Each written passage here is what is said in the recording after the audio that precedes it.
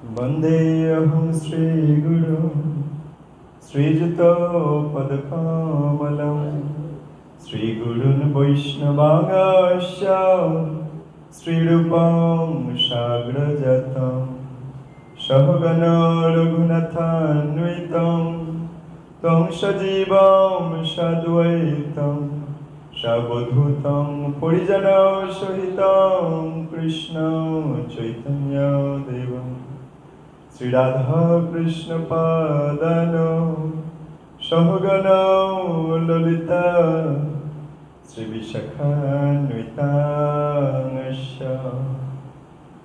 अज्ञानतिमिरन्धस्य ज्ञानाञ्जनशलाकया चक्षुरुन्मीलितं येन तस्मै श्रीगुरवे नमः। श्रीचैतन्यमनोभीष्टं स्थापितं येन भूतले स्वयं रूपो कदा मह्यं ददाति स्वपदान्तिकम्। वाञ्छाकल्पतरुभ्यश्च कृपासिन्धुभ्येव च पतितानां पावनेभ्यो वैष्णवेभ्यो नमो नमः। वृन्दाय तुलसीदेवै प्रियाय केशवस्य च कृष्णभक्तिप्रदे देवे सत्यवत्यै नमो नमः। हे कृष्ण करुणा सिन्धु दीनबन्धु जगत्पते गोपेश गोपिकान्त राधाकान्त नमोस्तुते। तप्त काञ्चन गौराङ्गी राधे वृन्दावनेश्वरी वृषभानुसुते देवे प्रणमामि हरिप्रिये।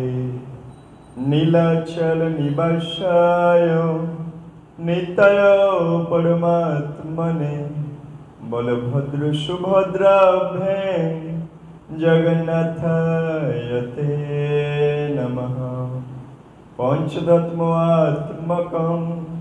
कृष्णं भक्तरूपं स्वरूपकं भक्तावतारं भक्ताख्यं नमामि भक्तशोक्तिकम्। नमोऽयं विष्णुपादाय कृष्णपृष्ठाय भूतले श्रीमते जयपताका स्वामिनिति नामिने। नमो आचार्यपादाय नितयकृपाप्रदायिने गौरकथा धामदाय नगरग्रामोत्तारिणे। नमोऽयं विष्णुपादाय कृष्णपृष्ठाय भूतले श्रीमते भक्तिवेदान्त स्वामिनिति नामिने।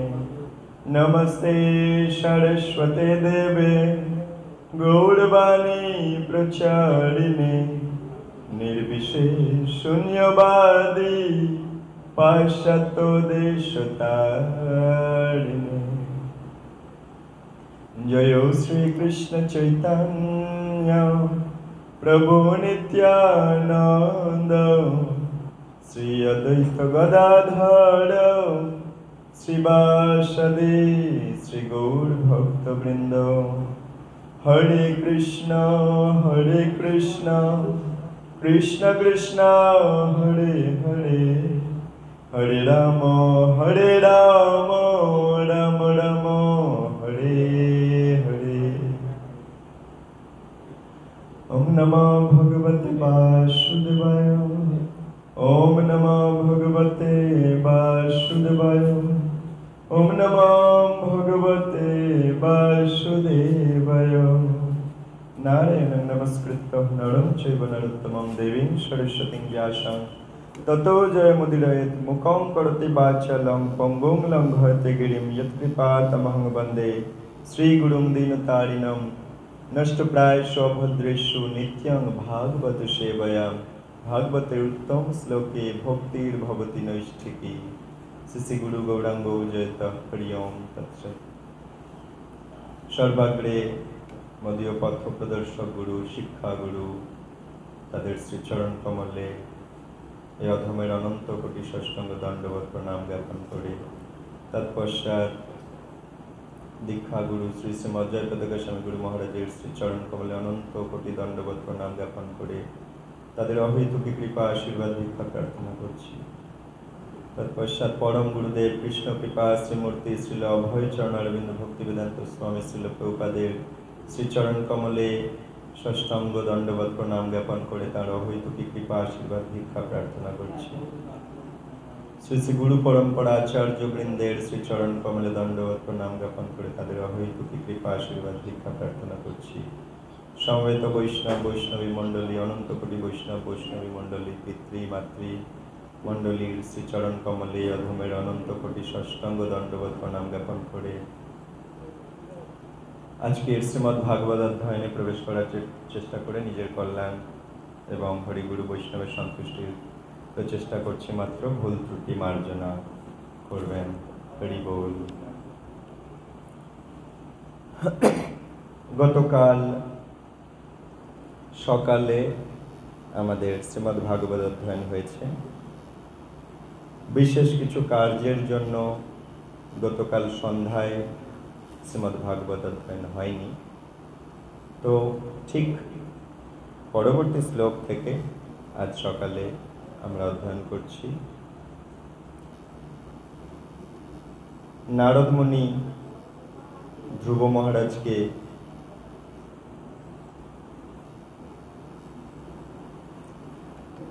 परीक्षा निच्छेन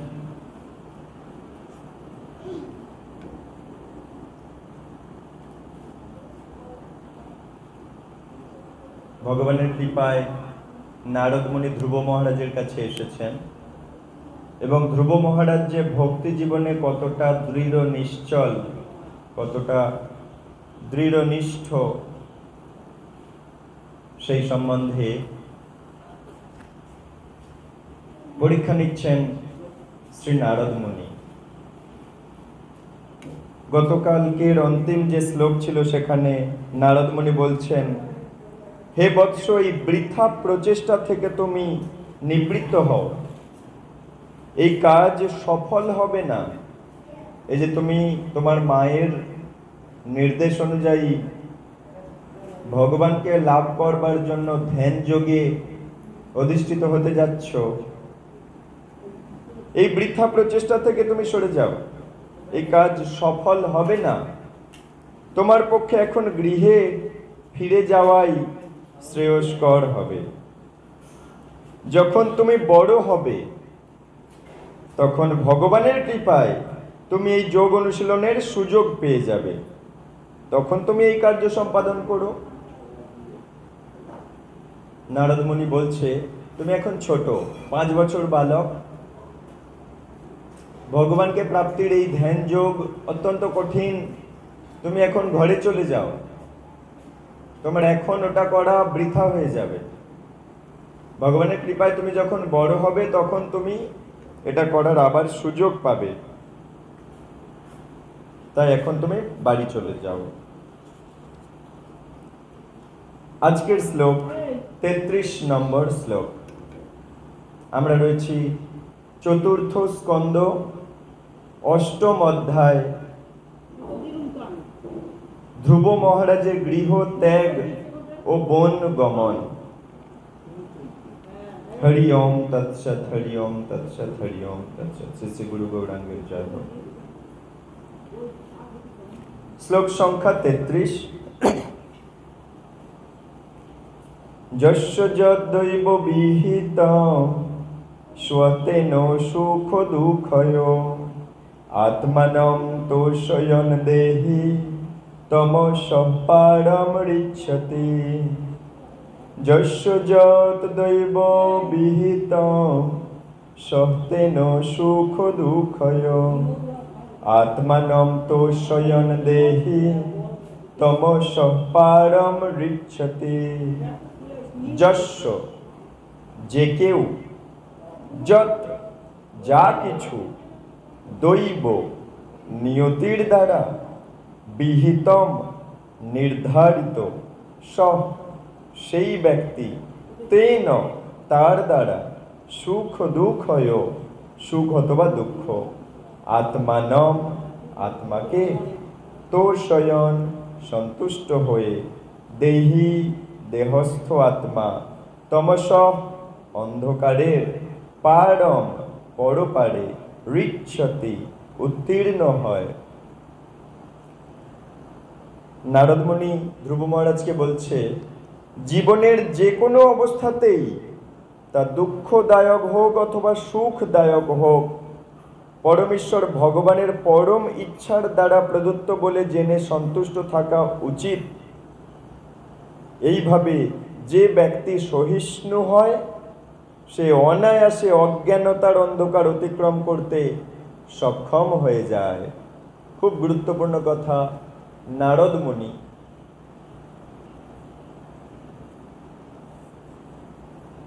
ধ্রুব মহারাজকে বলছেন, জীবনের যে কোনো অবস্থাতে দুঃখ আসুক বা সুখ আসুক, তা ভগবানের ইচ্ছা এবং ভগবানের দ্বারা প্রদত্ত, মানে ভগবান দিয়েছেন ওই সুখ বা দুঃখ বলে জেনে সন্তুষ্ট থাকা উচিত। এইভাবে যে ব্যক্তি সহিষ্ণু হয়, মানে সহ্য করে, সুখ বা দুঃখ সহ্য করে যে ব্যক্তি, সে অনায়াসে অজ্ঞানতার অন্ধকার অতিক্রম করতে সক্ষম হয়। শ্রীল প্রভুপাদকৃত তাৎপর্য, পাপ ও পুণ্যময় সকাম কর্ম নিয়ে জড় অস্তিত্ব বিদ্যমান। সকাম কর্মের ফসল দুটো, একটা পাপ, একটা পুণ্য।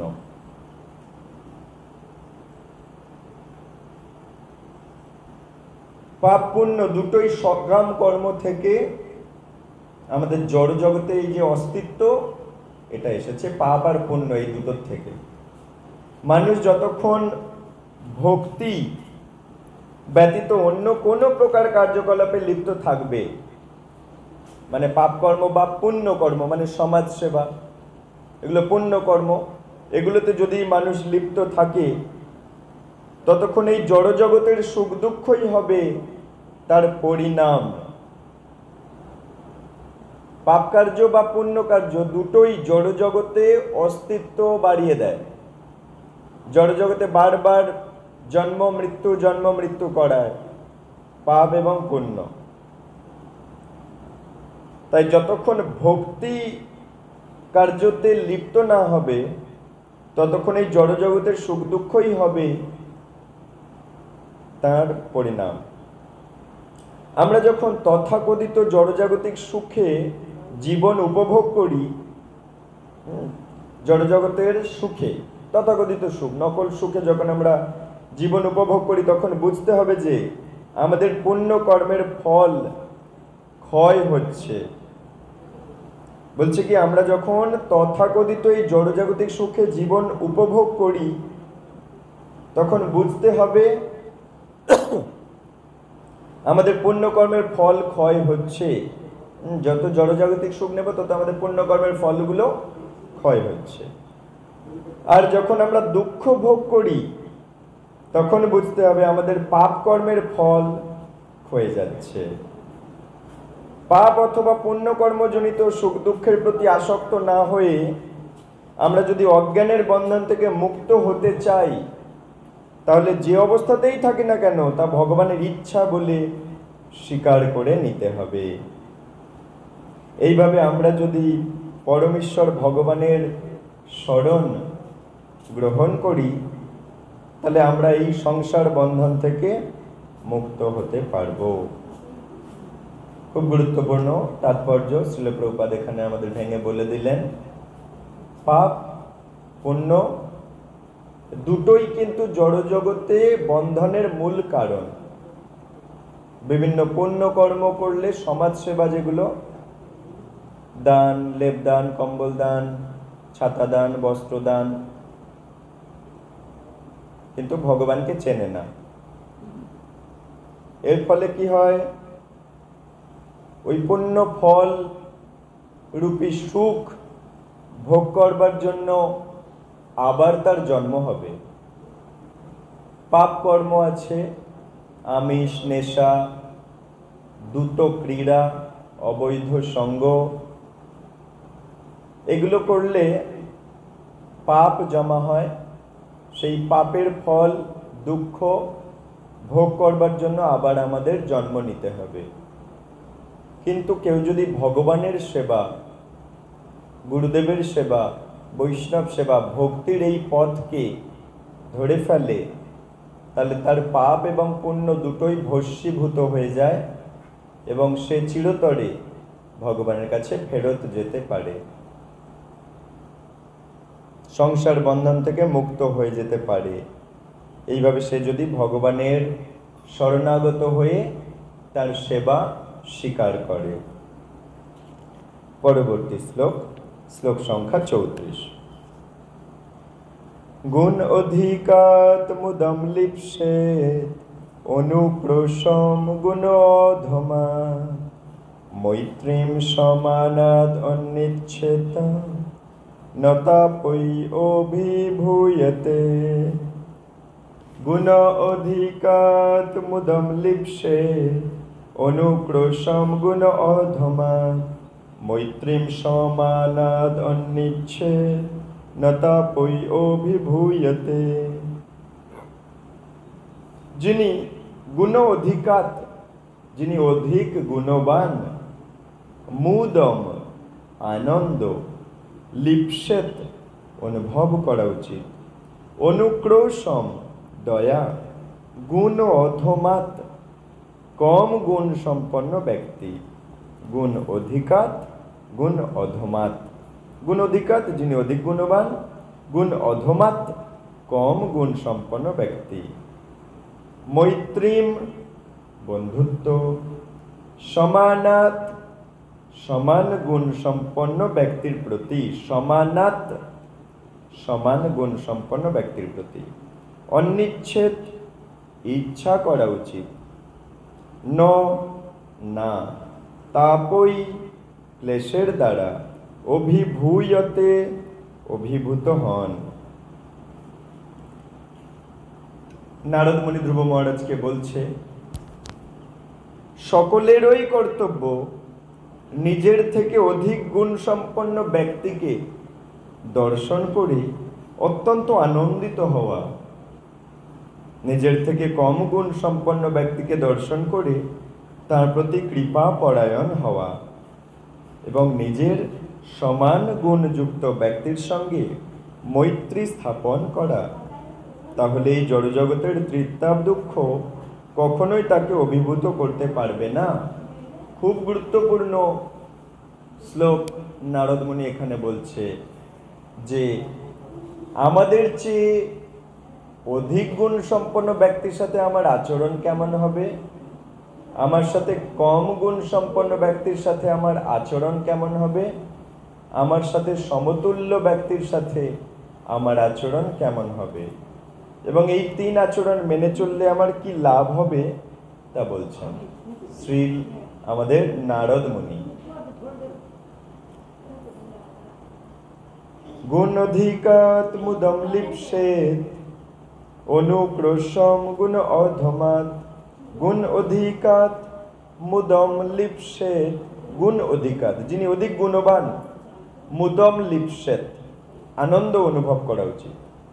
গুণ অধিকাত মুদম লিপ্সেত অনুক্রোশম গুণ অধমাত। অনুক্রোশম দয়া, গুণ অধমাত কম গুণ সম্পন্ন ব্যক্তির প্রতি দয়া করা উচিত। মৈত্রী সমানাত অনিচ্ছেদ, বন্ধুত্ব সমান গুণ সম্পন্ন ব্যক্তির প্রতি। নতাপৈ অভিভূয়তে,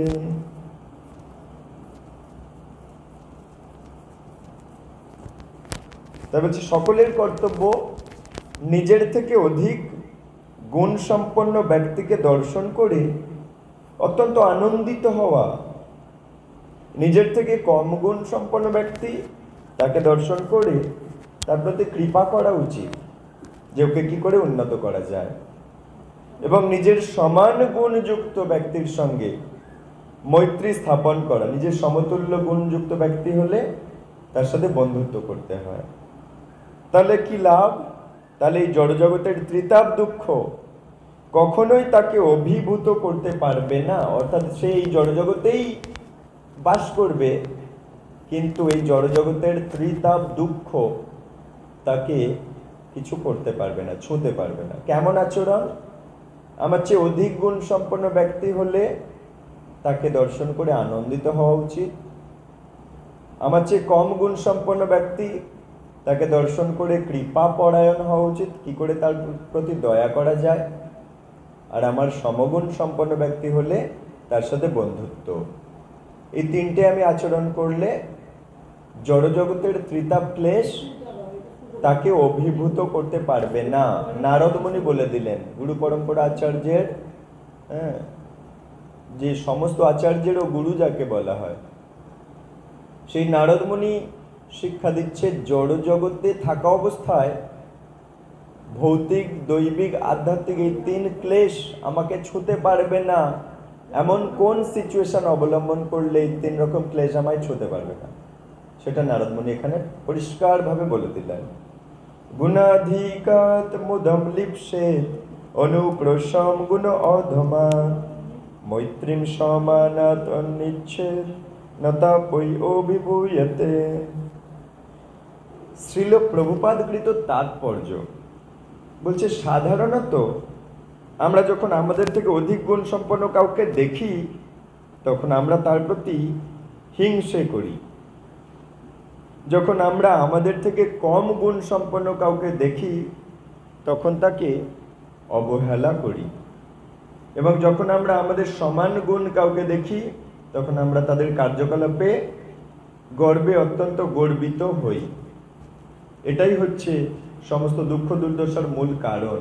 শ্রীল প্রভুপাদ ভেঙে বলে দিলেন যে আমরা জন্ম মৃত্যু থেকে বেরোতে পারছি না কেন, বা এই জড়জগতে থেকেও আমরা ত্রিতাপ ক্লেশ থেকে বাঁচতে পারছি না কেন? কারণ ভাগবতমের এই শ্লোকটাকে আমরা আচরণ করছি না। আমার চেয়ে অধিক গুণ সম্পন্ন ব্যক্তিকে দেখে আমি আনন্দিত হচ্ছি না, হিংসে করছি, ঈর্ষা করছি, মাৎসর্য করছি। আমার চেয়ে কম গুণ সম্পন্ন ব্যক্তির প্রতি আমি দয়া করছি না, তাকে অবহেলা করছি। তাকে সাহায্য না করে, তাকে উন্নতি করার জন্য কাজ না করে আমরা তাকে অবহেলা করছি।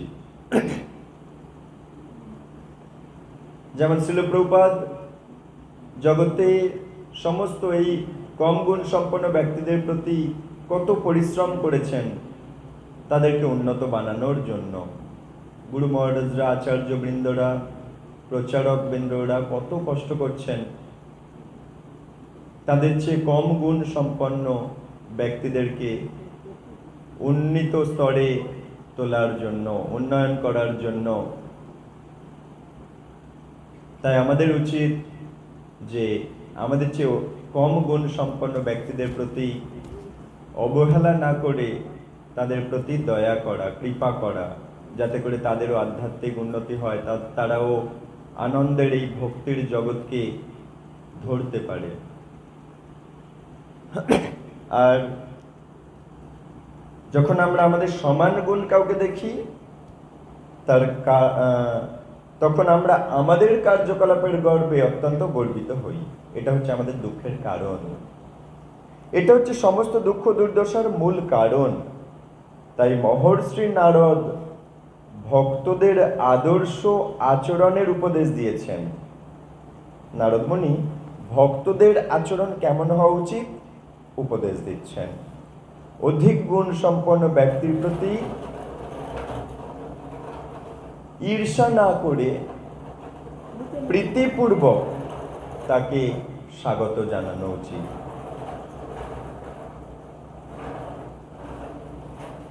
যারা অধিক গুণ সম্পন্ন হবে, ভক্তদের আচরণ কেমন হওয়া উচিত?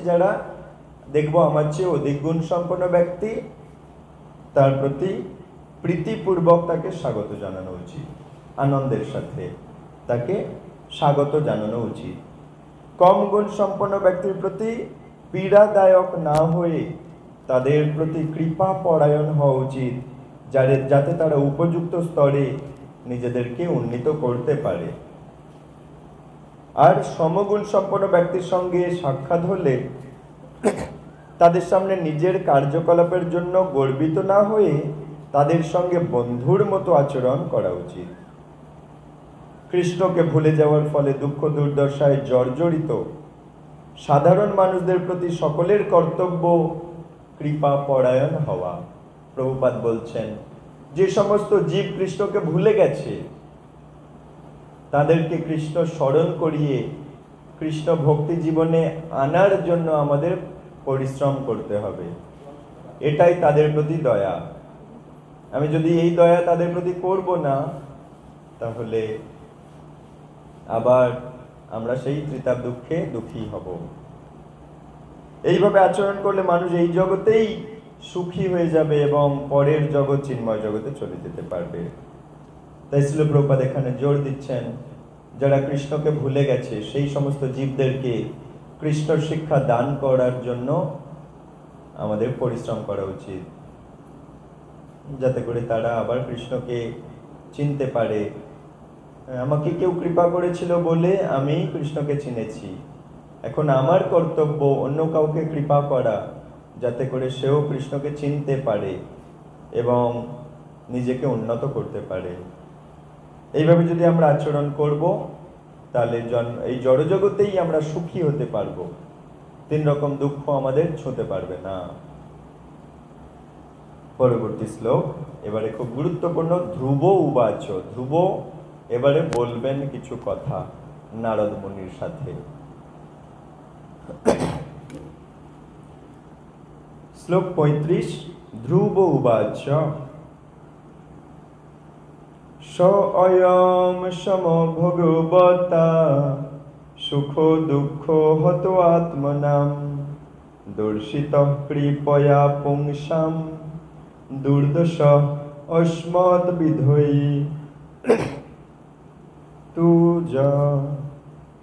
স অয়ম সম ভগবতা সুখ দুঃখ হত আত্মনাম দর্শিত কৃপয়া পুংসাম দুর্দশ অস্মৎ বিধৈ তুজ। ধ্রুব উবাচ, ধ্রুব মহারাজ বললেন, স মানে তা, অয়ম মানে এই, সম মনের সাম্য। হরে কৃষ্ণ। ধ্রুব উবাচ, ধ্রুব মহারাজ বললেন, স মানে তা, অয়ম মানে এই, সম মানে মনের সাম্য, ভগবতা আপনার দ্বারা, সুখ দুঃখ সুখ এবং দুঃখ, হত আত্মনাম যারা প্রভাবিত হয়েছে, দর্শিত প্রদর্শিত, কৃপয়া কৃপাপূর্বক, পুংসাম মানুষদের, দুর্দশ দর্শন করা অত্যন্ত কঠিন, অস্মৎ বিধৈ আমাদের মতো ব্যক্তিদের দ্বারা, তু মানে কিন্তু, য মানে আপনি যা কিছু বলেছেন। অনুবাদ। ধ্রুব মহারাজ বললেন নারদ মুনিকে, বলছে এবারে ধ্রুব, ওই 5 বছরের ছেলে, হে নারদ ঋষি, যাদের হৃদয় জড়জগতের সুখ দুঃখের দ্বারা বিচলিত, তাদের মনের শান্তি লাভের জন্য আপনি কৃপাপূর্বক যে উপদেশ দিয়েছেন তা অবশ্যই অত্যন্ত মঙ্গলজনক, কিন্তু আমি অজ্ঞানের অন্ধকারে আচ্ছন্ন এবং তাই এই প্রকার দর্শন আমার হৃদয়কে স্পর্শ করেনি। ধ্রুব মহারাজ কি বলল দেখো, ওইটুখানি বালক বলছে, হে নারদ ঋষি, যাদের হৃদয় সুখে দুঃখে বিচলিত হচ্ছে, দুঃখে হৃদয়টা কেঁদে উঠছে, সুখে যাদের হৃদয়টা আনন্দিত হয়ে উঠছে, তাদের মনের শান্তির জন্য আপনি যে উপদেশ দিলেন অবশ্যই তা মঙ্গলজনক। যে সুখে দুঃখে বিচলিত হয়েও না, কৃষ্ণের কৃপা বলে জানো, বিচলিত হয়েও না। সুখে খুব লাফালাফি করো না, আর কেউ বাড়িতে মারা গেছে, কেউ কোনো কিছু দুঃখ হয়েছে, একেবারে কেঁদে ভাঙুর হয়ে যেও না। সবই কৃষ্ণের দয়া বলে মনে করো। এটা নারদ মুনি শিক্ষা দিল। তাই ধ্রুব বলছে, যাদের হৃদয় সুখে দুঃখে বিচলিত হয়, তাদের হৃদয়ে শান্তির জন্য আপনি যে উপদেশটা দিলেন সেটা খুবই মঙ্গলজনক। এবার বলছি, কিন্তু আমার হৃদয় তো অজ্ঞানে ঢাকা। তাই আমার হৃদয়ে যেহেতু একটা ঢাকনা আছে, অজ্ঞানের ঢাকনা, তাই আপনার ওই কথাগুলো আমার হৃদয়কে ছুঁতে পারল না। শ্রীল প্রভুপাদকৃত তাৎপর্য। বিভিন্ন শ্রেণীর মানুষ আছে। এক শ্রেণীর মানুষকে বলা হয় অকামী, অর্থাৎ যাদের কোনো রকম জড়জগতে কামনা বাসনা নেই। জড়জাগতিক হোক বা আধ্যাত্মিক হোক, বাসনা অবশ্যই থাকবে। মানুষ যখন তার নিজের ইন্দ্রিয় তৃপ্তির সাধনের চেষ্টা করে, তখন জড় বাসনা উদয় হয়। আর যিনি ভগবানের সন্তুষ্টির জন্য সব কিছু উৎসর্গ করে দিতে প্রস্তুত, তারও একটা বাসনা, সেই বাসনাকে বলে চিন্ময়। প্রভুপাদ খুব গুরুত্বপূর্ণ কথা বললো, বাসনাকে মেরে দেওয়া যাবে না। নিজের সন্তুষ্টির কথা চিন্তা করাকে বলে জড় বাসনা। কৃষ্ণের সন্তুষ্টির জন্য নিজের সব কিছু সঁপে দেওয়া, একে বলে চিন্ময় বাসনা।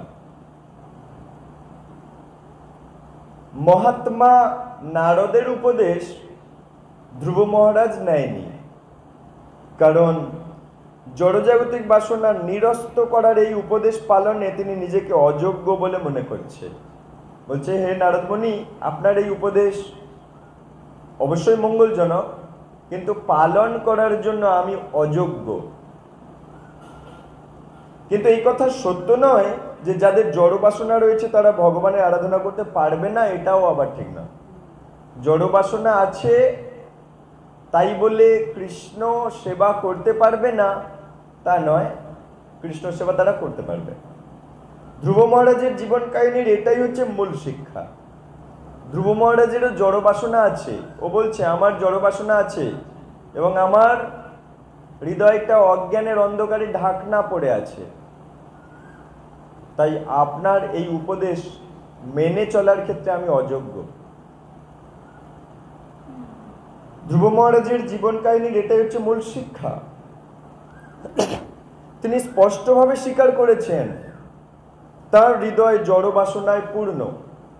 উনি স্বীকার করে নিয়েছেন যে আমার হৃদয়ে জড় বাসনা ভর্তি, চিন্ময় বাসনা নেই। জড় বাসনা চিন্ময় বাসনা কাকে বলে বলছে যিনি নিজের ইন্দ্রিয়কে তৃপ্তি করার জন্যই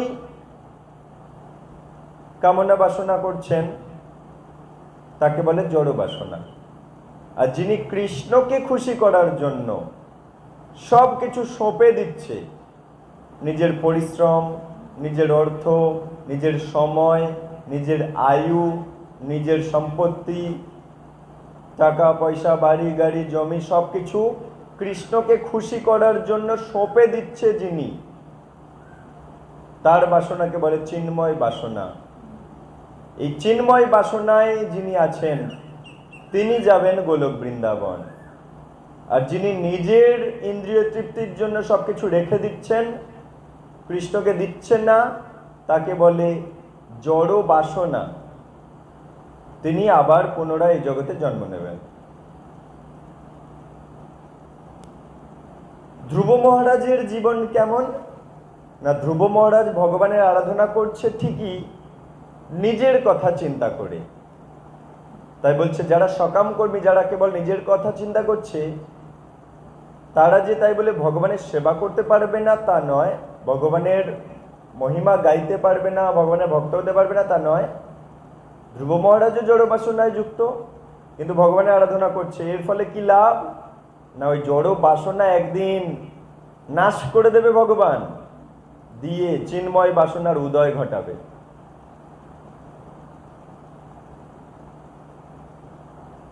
ধ্রুব মহারাজের জীবন কাহিনীর এটাই মূল শিক্ষা। তিনি স্পষ্টভাবে মেনে নিয়েছে যে তার হৃদয়ে জড় বাসনা ভর্তি। তিনি তার বিমাতার খারাপ কথা দ্বারা অত্যন্ত মর্মাহত হয়েছেন, কিন্তু যারা ভক্তি জীবনে উন্নত তারা কখনো কারো নিন্দা বা স্তুতির পরোয়া করে না। যারা ভক্তি জীবনে খুব উন্নত তারা কোনোদিন কারো নিন্দা বা কারো গুণকীর্তন কে এরা পরোয়া করে না। কোনো ভক্ত ভক্তি জীবনে খুব উন্নত, তাকে কেউ নিন্দা করলেও সে পরোয়া করবে না। ও যা বলছে বলছে, ওর মুখ আছে, ও বলেছে। নিন্দা করলেও পরোয়া করবে না, গায়েই মাখবে না। আর যে উন্নত ভক্ত তাকে নিন্দা করলে গায়ে মাখবে না, আবার যে উন্নত ভক্ত তাকে যদি আমি গুণকীর্তন করি তাও গায়ে মাখবে না। জানবে সবই গুরুদেবের কৃপায় হচ্ছে, কৃষ্ণের জগন্নাথের ইচ্ছায় হচ্ছে। সে উন্নত ভক্ত। আর যে নিন্দা গায়ে মাখছে, জানতে হবে সে ভক্তি জীবনে দুর্বল, কনিষ্ঠ ভক্ত। নিন্দা গায়ে মাখলো এবং সেই অনুযায়ী বিচলিত হয়ে গিয়ে রাগারাগি করে ফেললো, তাকে কেউ নিন্দা করেছে বলে, জানতে হবে সে ভক্তি জীবনে অতটা উন্নত নয়। ভগবত গীতায় বলা হয়েছে, গীতাতে ভগবান বলছে কি?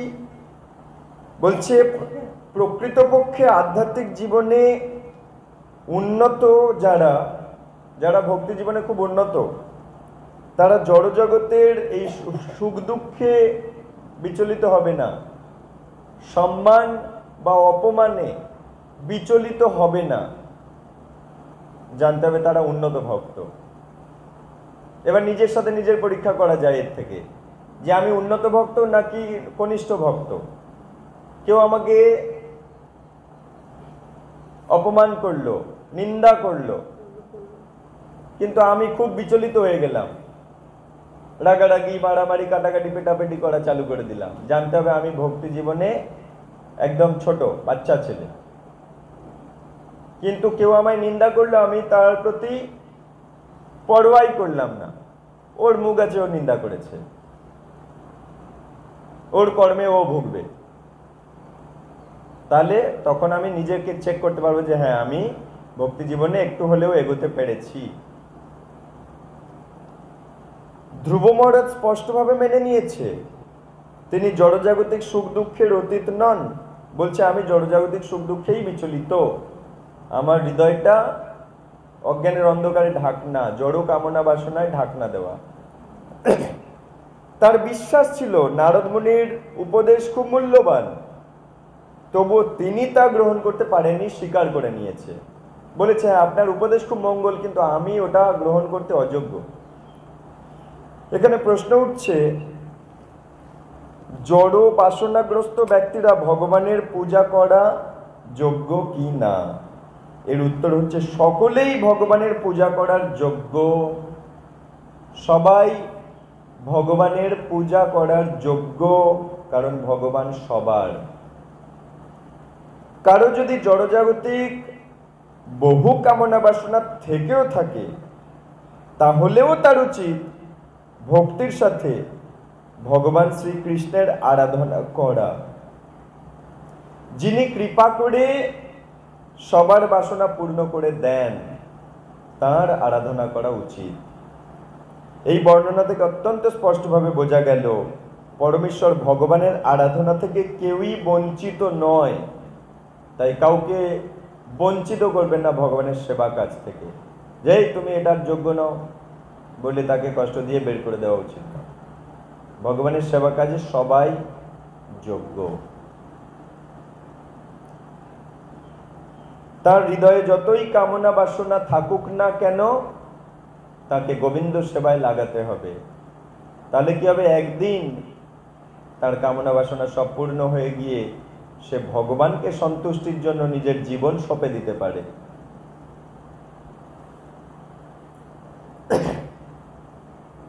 পরবর্তী শ্লোক, শ্লোক সংখ্যা 36।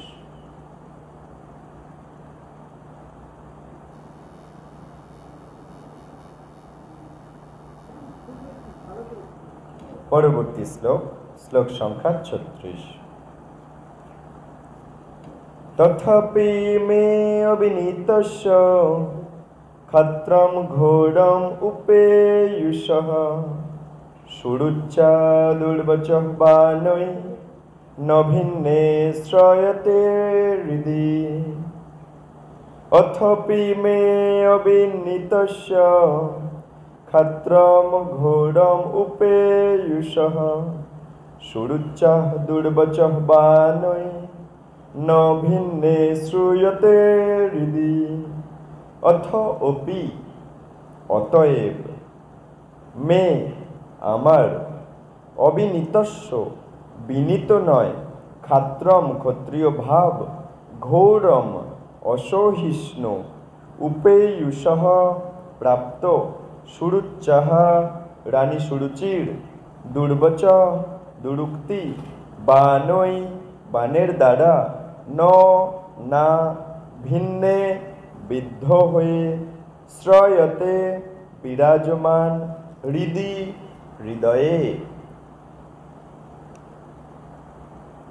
ধ্রুব মহারাজ নারদ মুনিকে বলছেন, হে প্রভু, আমি অত্যন্ত দুর্বিনীত, তাই আপনার উপদেশ গ্রহণ করছি না।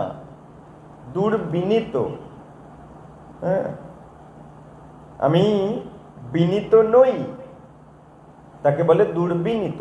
যে নম্র নয়, নত নয়, বিনীত নয়, তাকে বলে দুর্বিনীত। ধ্রুব মহারাজ নিজে স্বীকার করছেন নারদ মুনির সামনে, বলছে, হে প্রভু, আমি অত্যন্ত দুর্বিনীত, তাই আপনার উপদেশ গ্রহণ করছি না। আমি এত অনম্র, নম্র নই, তাই আপনার উপদেশ গ্রহণ করছি না। কিন্তু এটা আমার দোষ নয়, ক্ষত্রিয় কুলে আমার জন্ম হয়েছে বলে আমি এমন হয়ে গেছি।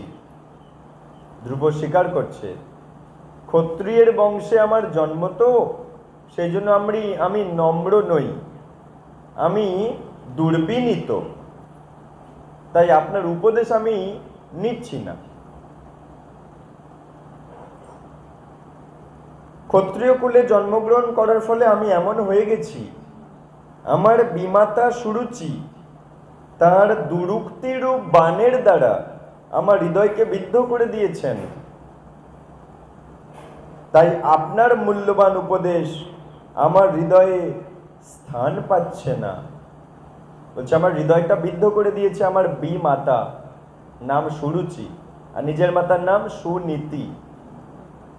বলছে, ওই বিমাতা সুরুচি আমার হৃদয়কে বিদ্ধ করে দিয়েছেন, তাই আপনার মূল্যবান উপদেশ আমার হৃদয়ে জায়গা পাচ্ছে না। আমি এত দুর্বিনীত। জল ছড়া দেন, বেশি করে জল ছড়া দেন।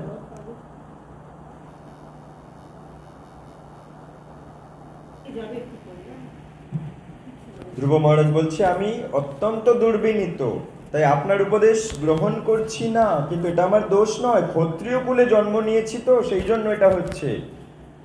আমার বিমাতা সুরুচি তার খারাপ উক্তির দ্বারা, তার খারাপ উক্তিরূপী বাণের দ্বারা আমার হৃদয়কে বিদ্ধ করে দিয়েছেন, তাই আপনার মূল্যবান উপদেশ আমার হৃদয়ে জায়গা পাচ্ছে না। শ্রীল প্রভুপাদকৃত তাৎপর্য। বলা হয় যে হৃদয় বা মন ঠিক একটা মাটির পাত্রের ন্যায়, একবার তা ভেঙে গেলে তাকে আর কোনো উপায়েই সারানো যায় না। হৃদয় ভেঙে গেলে বা মন ভেঙে গেলে তাকে আর সারানো যায় না। ধ্রুব মহারাজ নারদ মুনিকে এই দৃষ্টান্তটা দিয়েছিলেন। ধ্রুব নারদ মুনিকে দিচ্ছে যে ওই বিমাতা খারাপ উক্তিরূপী বাণের দ্বারা আমার হৃদয়কে ভেঙে দিয়েছেন, তাই আপনার উপদেশ আমি আমার হৃদয়ে ধরতে পারছি না। তিনি বলেছিলেন যে তার বিমাতার দুরুক্তিরূপ বাণের দ্বারা তার হৃদয় বিদ্ধ হওয়ায় তা এমনই মর্মাহত হয়েছে যে সেই অপমানের প্রতিশোধ নেওয়ার বাসনা ছাড়া আর কোনো কিছুতে তার রুচি নেই। তার বিমাতা তাকে বলেছেন, যেহেতু মহারাজ উত্তানপাদের অবহেলিত রানী সুনীতির গর্ভে তার জন্ম হয়েছে, তাই ধ্রুব মহারাজ রাজসিংহাসনে অথবা বাবার কোলে বসার উপযুক্ত নয়। অর্থাৎ বিমাতার মত অনুসারে তিনি রাজা হওয়ার যোগ্য নয়। বিমাতা সুরুচি এটা জানিয়ে দিয়েছে যে তুমি রাজা হওয়ার যোগ্য নও। তাই ধ্রুব মহারাজ দেবশ্রেষ্ঠ ব্রহ্মার পদ থেকেও উচ্চতর লোকের রাজা হওয়ার সংকল্প নিয়েছে, যে আমি ব্রহ্মার চেয়েও উচ্চ লোকের রাজা হয়ে দেখাবো। বিমাতার ওই কথাকে নস্যাৎ করে দেব, এটাই হবে আমার প্রতিশোধ। বিমাতা বলছে আমি রাজসিংহাসনে বসার যোগ্য নই, আমি দেখিয়ে দেবো ওই রাজা উত্তানপাদ কেন আমার বাবা উত্তানপাদের চেয়েও বড়, যে ব্রহ্মার মতো চাকরির, ব্রহ্মার মতো পদের চেয়েও উচ্চ লোকে আমি বসবো, বসিয়ে দেখিয়ে দেবো আমি। ধ্রুব মহারাজ পরোক্ষভাবে ধ্রুব নারদ মুনিকে জানিয়ে দিচ্ছেন 4 প্রকার মানবাচিত মনোভাব রয়েছে। মানবোচিত মনোভাব 4 রকমের আছে। ব্রাহ্মণোচিত মনোভাব, ক্ষত্রিয়োচিত মনোভাব, বৈশ্যোচিত মনোভাব, শূদ্রোচিত মনোভাব। মানে কি, ব্রাহ্মণের মতো মনোভাব, ক্ষত্রিয়ের মতো মনোভাব, বৈশ্যের মতো মনোভাব, শূদ্রের মতো মনোভাব। এক বর্ণের মনোভাব অন্য বর্ণের মানুষদের ক্ষেত্রে প্রযোজ্য নয়। নারদ মুনি যে দার্শনিক মনোভাবের উপদেশ দিয়েছেন তা ব্রাহ্মণের জন্য উপযুক্ত, কিন্তু ক্ষত্রিয়ের উপযুক্ত নয়। অর্থাৎ নারদ মুনি এখানে যে যে উপদেশ দিল এটা ব্রাহ্মণদের জন্য ঠিক আছে, ক্ষত্রিয়দের জন্য এই উপদেশ কার্যকরী নয়। ধ্রুব মহারাজ স্পষ্টভাবে মেনে নিয়েছেন তার মধ্যে ব্রাহ্মণোচিত নম্রতার অভাব, কারণ সে ক্ষত্রিয়, এবং তাই তিনি নারদ মুনির দর্শন স্বীকার করতে অক্ষম, নারদ মুনির শিক্ষা গ্রহণ করতে অক্ষম তিনি। ধ্রুব মহারাজের উক্তিটি ইঙ্গিত করছে যে শিশুকে যদি তার প্রবৃত্তি অনুসারে শিক্ষা না দেওয়া হয় তাহলে তার পক্ষে কোনো বিশেষ মনোভাব বিকশিত করা সম্ভব নয়। শিশু যেমন প্রবৃত্তি সেই অনুযায়ী তাকে শিক্ষা দেওয়া উচিত। তা যদি না করা হয় তাহলে কোনো বিশেষ মনোভাব বিকশিত করা যাবে না। গুরুদেব বা শিক্ষকের কর্তব্য হচ্ছে বিশেষ বালকের মনোবৃত্তি পর্যবেক্ষণ করে তাকে বিশেষ বৃত্তি অনুসারে শিক্ষা দেওয়া। বলছে যিনি শিক্ষক, যিনি গুরুদেব, তার কর্তব্য হলো বালকটার মনোভাব কেমন আগে বোঝা এবং সেই অনুযায়ী তাকে শিক্ষা দেওয়া। ধ্রুব মহারাজ ইতিমধ্যেই ক্ষত্রিয়ের মনোভাব অনুসারে শিক্ষা পেয়ে গেছে, তার পক্ষে ব্রাহ্মণের মতো শিক্ষা গ্রহণ করা সম্ভব নয়। আমেরিকায় ব্রাহ্মণ এবং ক্ষত্রিয়োচিত মনোভাবের বৈষম্যের ব্যবহারিক অভিজ্ঞতা আমাদের রয়েছে।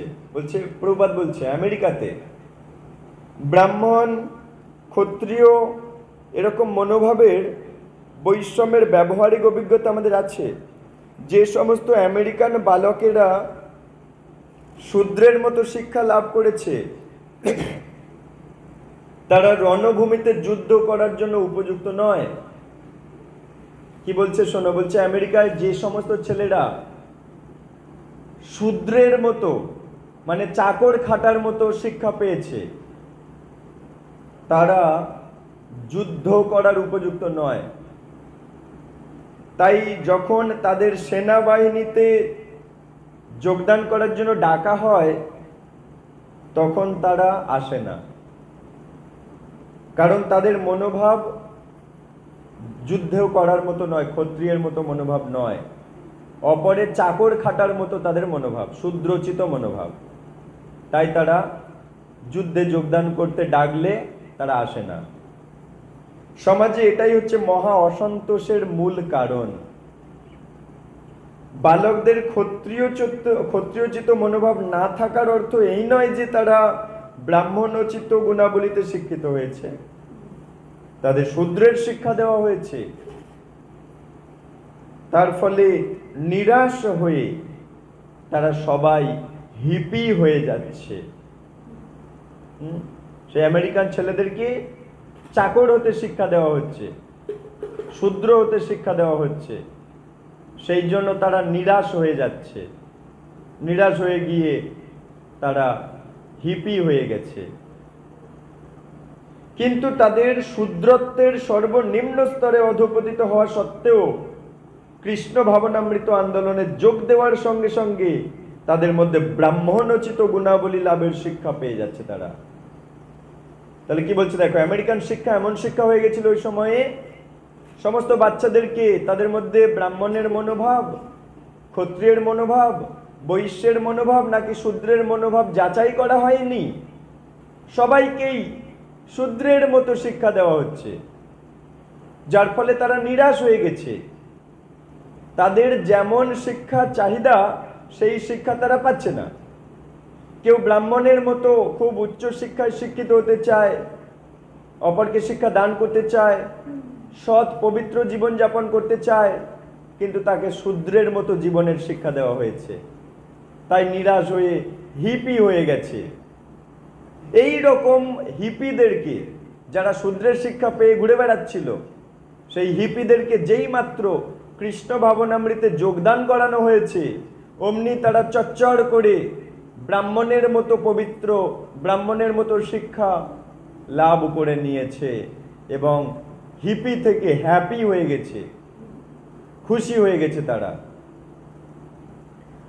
পক্ষান্তরে বলা যায়, যেহেতু কৃষ্ণ ভাবনার অমৃত আন্দোলনের দ্বার সবার জন্য খোলা, তাই সবাই ব্রাহ্মণের মতো গুণ অর্জন করতে পারে যদি তার মনোভাব ব্রাহ্মণ হবার মতো হয়, বৈষ্ণব হওয়ার মতো হয়, আচার্য হওয়ার মতো হয়। তাহলে সে অবশ্যই, এই দরজা খোলা আছে, সে অবশ্যই এখান থেকে শিক্ষা গ্রহণ করে নিজেকে উন্নত করতে পারবে। কৃষ্ণ ভাবনার দরজা সবার জন্য খোলা, কিন্তু কে নিতে পারবে না পারবে তার কাছে, কিন্তু এই শিক্ষার দরজা সবার জন্য খোলা।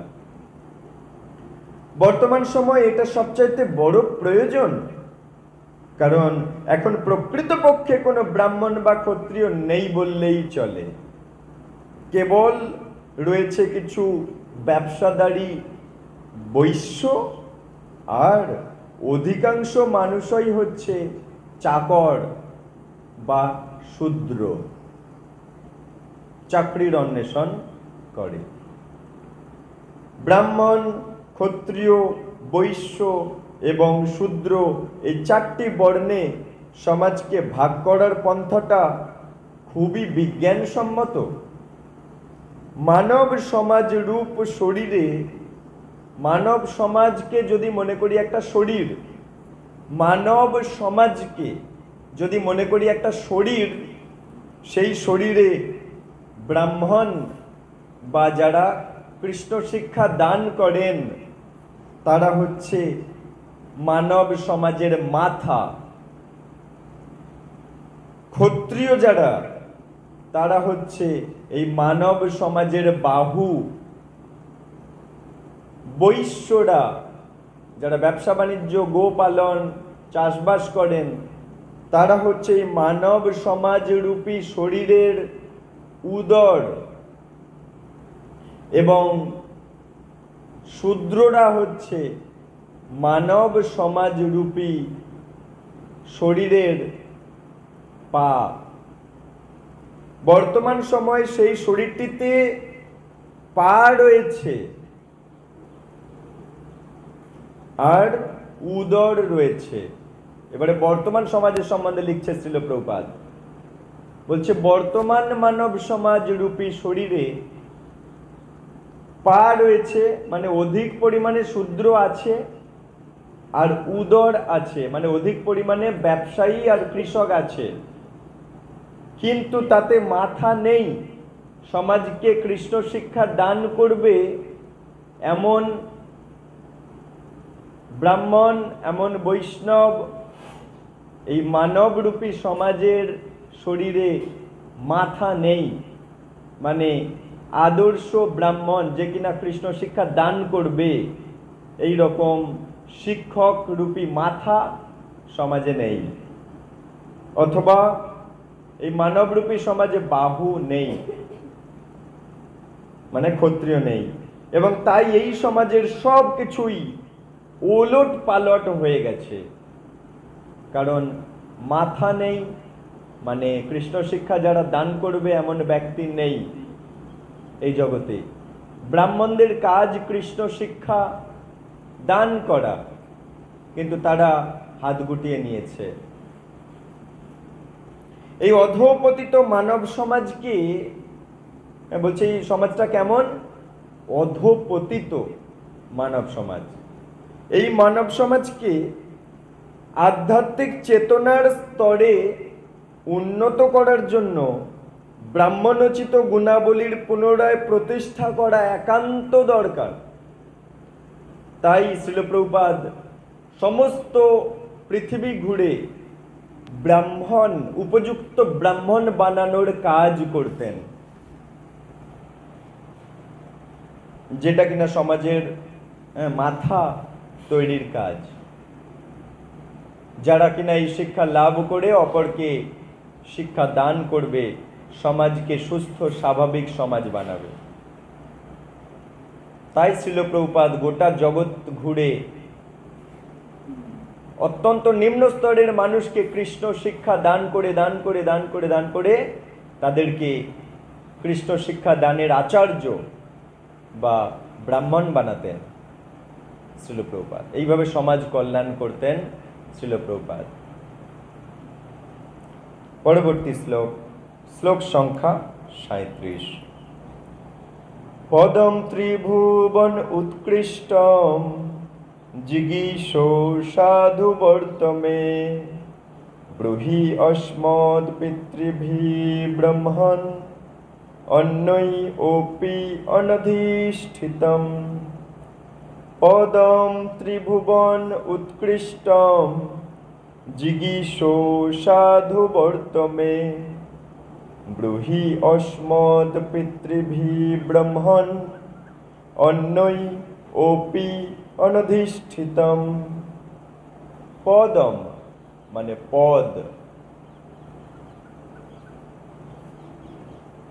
ত্রিভুবন মানে ত্রিলোক, উৎকৃষ্টম মানে সর্বশ্রেষ্ঠ, জিগীষো আকাঙ্ক্ষী, সাধু মানে সৎ, বর্ত মানে পথ, মে মানে আমাকে, ব্রূহি দয়া করে বলুন, অস্মৎ আমাদের, পিতৃভি পিতা পিতামহ আদি পূর্বপুরুষদের দ্বারা, ব্রহ্মণ হে মহান ব্রাহ্মণ, অন্যই অন্যদের দ্বারা, ওপি মানে সত্ত্বেও, অনধিষ্ঠিতম লাভ করতে পারিনি।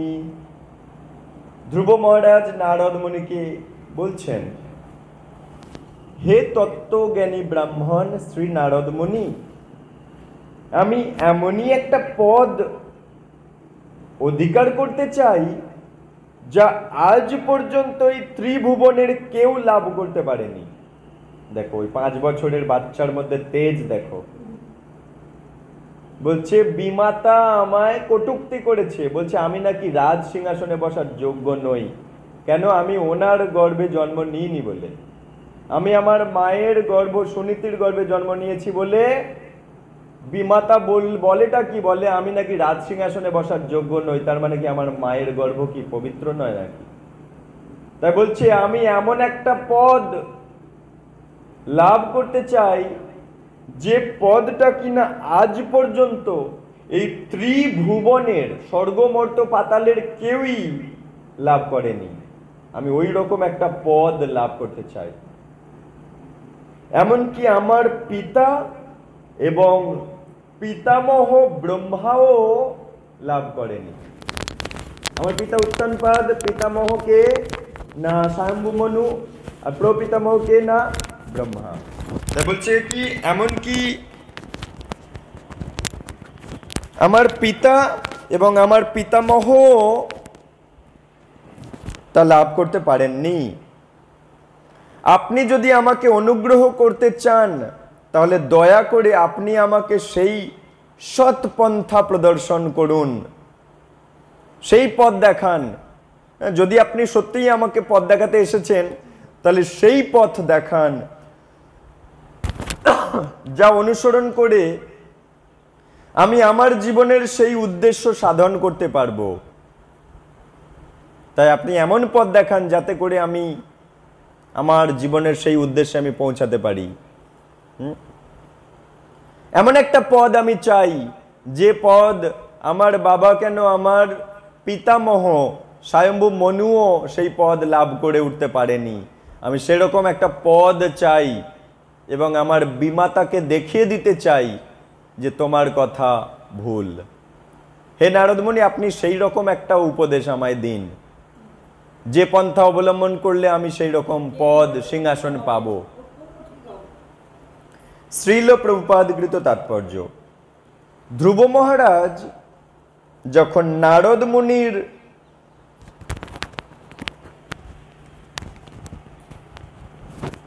এই ব্রাহ্মণোচিত উপদেশ গ্রহণ করতে অস্বীকার করল, ধ্রুব মহারাজ নারদ মুনির উপদেশ নিতে পারল না। নারদ যা উপদেশ দিচ্ছিল সেটা ব্রাহ্মণের সন্তানদের মতো উপদেশ, কিন্তু উনি ক্ষত্রিয়ের সন্তান, তাই বলছে আমার ক্ষত্রিয়ের মতো উপদেশ দাও। তখন স্বাভাবিকভাবেই প্রশ্ন জাগে, তাহলে তিনি কি ধরনের উপদেশ চাইছেন? নারদ মুনি আগে থেকেই যে উপদেশ দিল সেটা তো নিতে পারলো না, তাহলে উনি কেমন উপদেশ চাইছেন? তাই নারদ মুনির জিজ্ঞাসা করার আগেই ধ্রুব মহারাজ তার অন্তরের বাসনা বলে দিলেন। তার পিতা অবশ্যই ছিলেন শশাগড়া পৃথিবীর রাজা, আর তার প্রপিতামহ ব্রহ্মা ছিলেন সমগ্র ব্রহ্মাণ্ডের স্রষ্টা। ধ্রুব মহারাজ তার পিতা এবং প্রপিতামহের থেকেও শ্রেষ্ঠ রাজ্য লাভ করার বাসনা ব্যক্ত করছে, যে আমার বাবা, আমার ঠাকুরদাদা এবং আমার ঠাকুরদাদারও বাবা যিনি, তাদের চেয়েও শ্রেষ্ঠ পদ আমি পেতে চাই। তিনি স্পষ্টভাবে বলে দিলেন তিনি এমন একটা রাজ্য চান যার প্রতিযোগী ত্রিভুবনে আর কেউ নেই। এই যে আমরা ধ্রুব তারা দেখি, ওই ধ্রুব তারা হচ্ছে চিন্ময় গ্রহ, ভগবান কৃপা করে ওনাকে দিয়েছেন। যার প্রতিযোগী কেউ নেই, মানে ওই জায়গাটাকে দখল কেউ করতে পারবে না। তাই বলছে তিনি এমন একটা রাজ্য চান যার প্রতিযোগী ত্রিভুবনে কেউ নেই। এই ব্রহ্মাণ্ডের সর্বশ্রেষ্ঠ ব্যক্তি হচ্ছেন ব্রহ্মা, এবং ধ্রুব মহারাজ তার থেকেও শ্রেষ্ঠ পদ লাভ করতে চায়, যেটা কিনা এই ত্রিভুবনে এমন তার প্রতিযোগী কেউ নেই যে কিনা ওটা ভবিষ্যতে ছিনিয়ে নেবে। কোনো প্রতিযোগী থাকতে পারবে না। আর এই ত্রিভুবন জড়জগতের মধ্যে নয় হবে, হ্যাঁ, গোলক বৃন্দাবনের একটা গ্রহ এনে দেবে ভগবান ধ্রুব মহারাজকে, ধ্রুব তারা যাকে বলে। তিনি নারদ মুনির উপস্থিতির সুযোগ গ্রহণ করতে চাইছে, যে নারদ মুনি এখানে আছে যখন, সেই উপদেশ তিনি আমায় দিয়ে দিক, যে কেমন ভাবে জীবন কাটালে, কেমন ভাবে কোন পথ অবলম্বন করলে আমি সেই রকম। পড়ে গেছে কোথায়?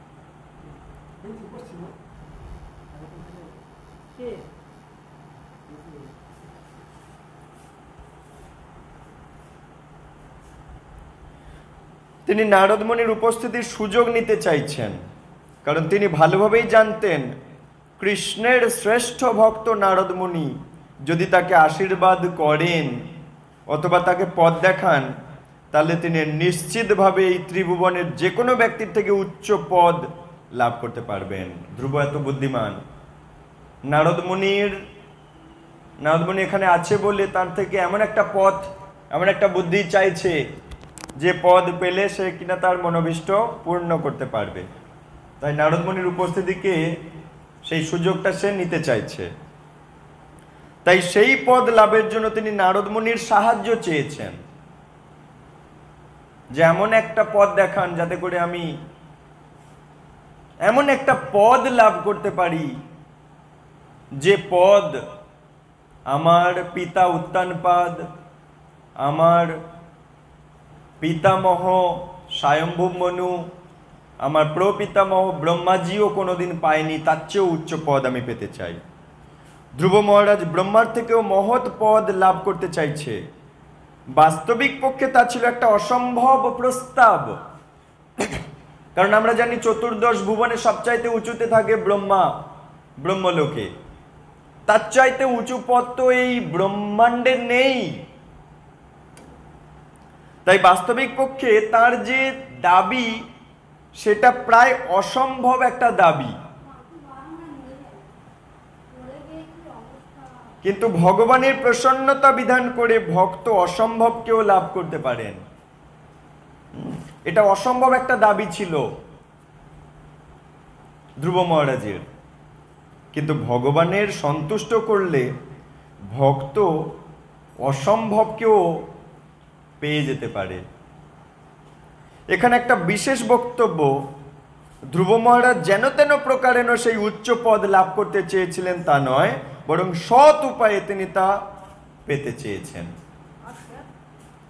এটা বুঝিয়ে দিচ্ছে যে শ্রীকৃষ্ণ যদি তাকে সেই পদ প্রদান করেন তাহলে তিনি তা গ্রহণ করবেন।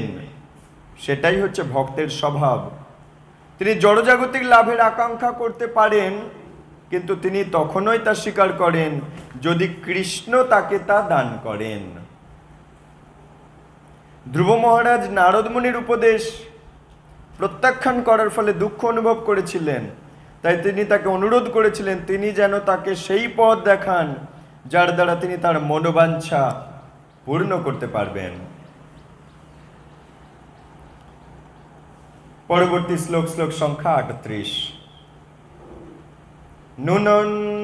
নুনং ভবান ভগবত যোঙ্গজ পরিমেষ্ঠিনঃ বিতুদন্ন তটে বীণা হিতায় জগতোর্কব। নুনং ভবান ভগবত যোঙ্গজ পরমেষ্ঠিনঃ বিতুদন্ন তটে বীণা হিতায় জগতোর্কব।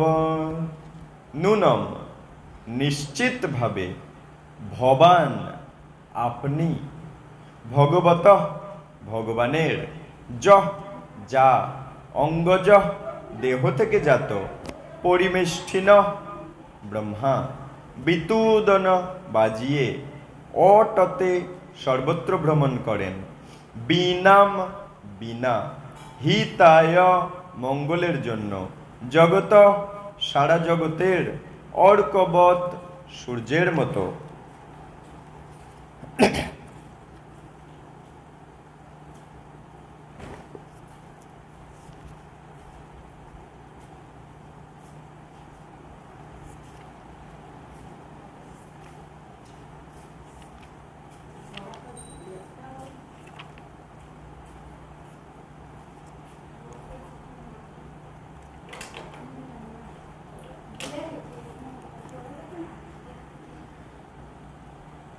বলছেন ধ্রুব মহারাজ নারদ মুনিকে বলছে, হে ভগবান। নারদ মুনিকে ভগবানের সমতুল্য বলল, কেন? কারণ ভগবানের মহান ভক্ত বলে। হে ভগবান, আপনি ব্রহ্মার যোগ্য পুত্র এবং আপনি সারা জগতের মঙ্গলের জন্য বীণা বাজিয়ে সর্বত্র বিচরণ করেন। আপনি ঠিক সূর্যের মতো, যে সূর্য সমস্ত জীবের উপকারের জন্য সারা ব্রহ্মাণ্ডে আবর্তন করে। তাই ধ্রুব মহারাজ এখানে বলছে, হে ভগবান, আপনি ব্রহ্মার, হে নারদমুনি, আপনি ব্রহ্মার যোগ্য পুত্র। আপনি সারা জগতের মঙ্গলের জন্য বীণা বাজিয়ে সর্বত্র বিচরণ করেন। আপনি ঠিক সূর্যের মতো, যে সূর্য কিনা সমস্ত জীবের উপকার করার জন্য সারা ব্রহ্মাণ্ডে আবর্তন করে। তাৎপর্য, ধ্রুব মহারাজ একটা ছোট বালক হওয়া সত্ত্বেও তার আশা ব্যক্ত করেছিলেন যে তিনি যেন এমন একটা রাজ্য লাভের বর প্রাপ্ত হন।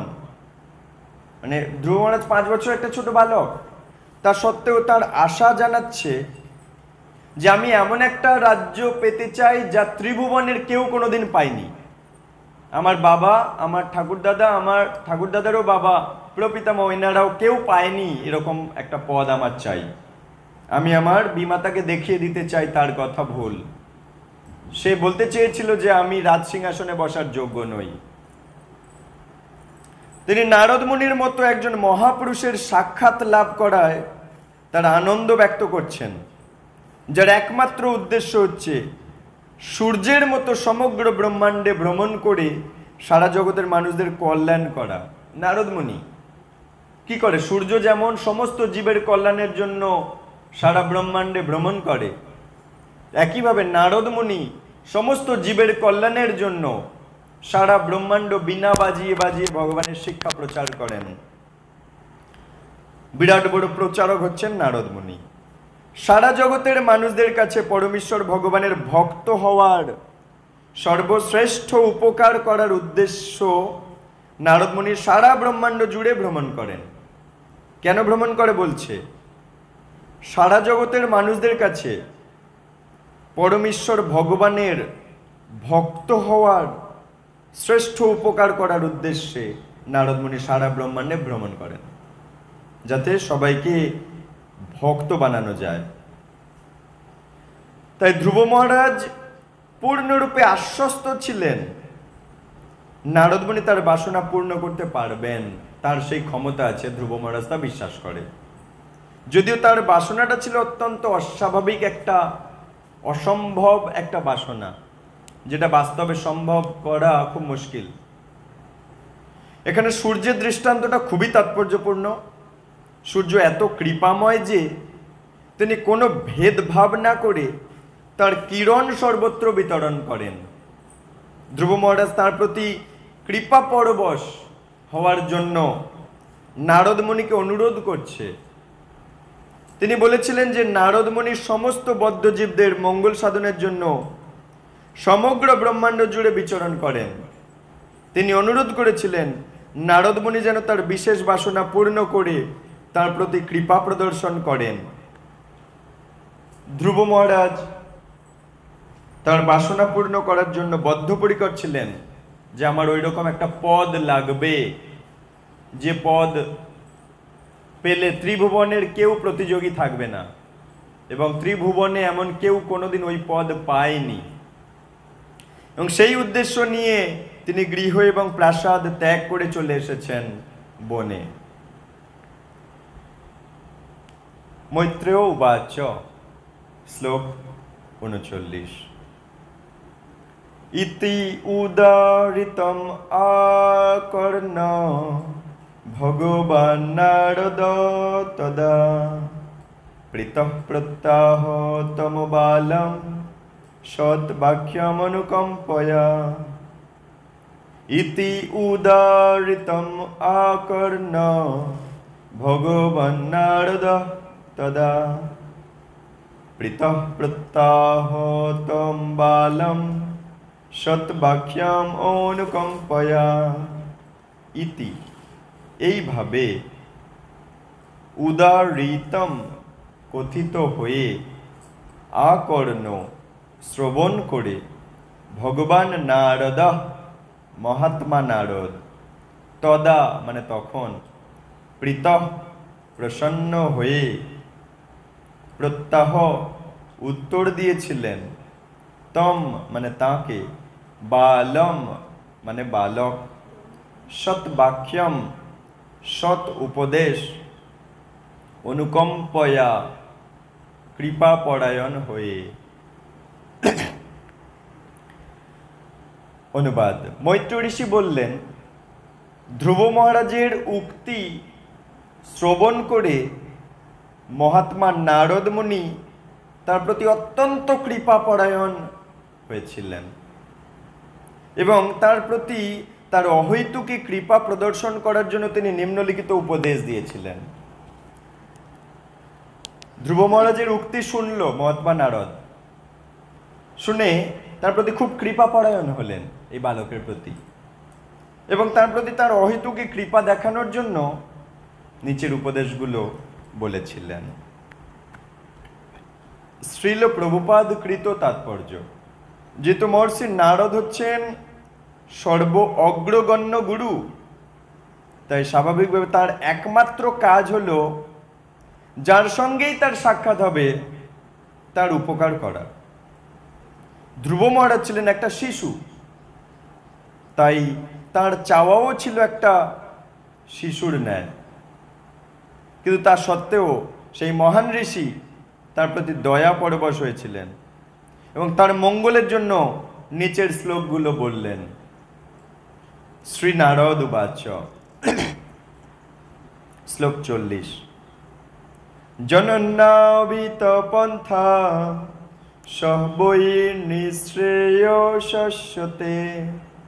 ভগবান বাসুদেব তম ভজতম প্রবণ আত্মনা। জনন্নাবিত পন্থা সবৈ নিঃশ্রেয়স্যতে ভগবান বাসুদেব তম ভজতম প্রবণ আত্মনা। নারদ উবাচ, মহর্ষি নারদ বললেন, জনন্যা তোমার মাতার দ্বারা, অভিহিত কথিত, পন্থা পদ, সহ মানে তা, বই নিশ্চিতভাবে, নিঃশ্রেয় শস্য জীবনের পরম লক্ষ্য, তে তোমার জন্য, ভগবান পরম ঈশ্বর ভগবান, বাসুদেব শ্রীকৃষ্ণ, তম তাকে, ভজ সেবা করো, তম তার দ্বারা, প্রবণ আত্মনা তোমার মনে সম্পূর্ণ মগ্ন হয়ে।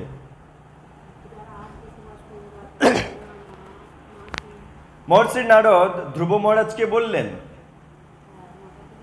তোমার মা সুনীতি তোমাকে যে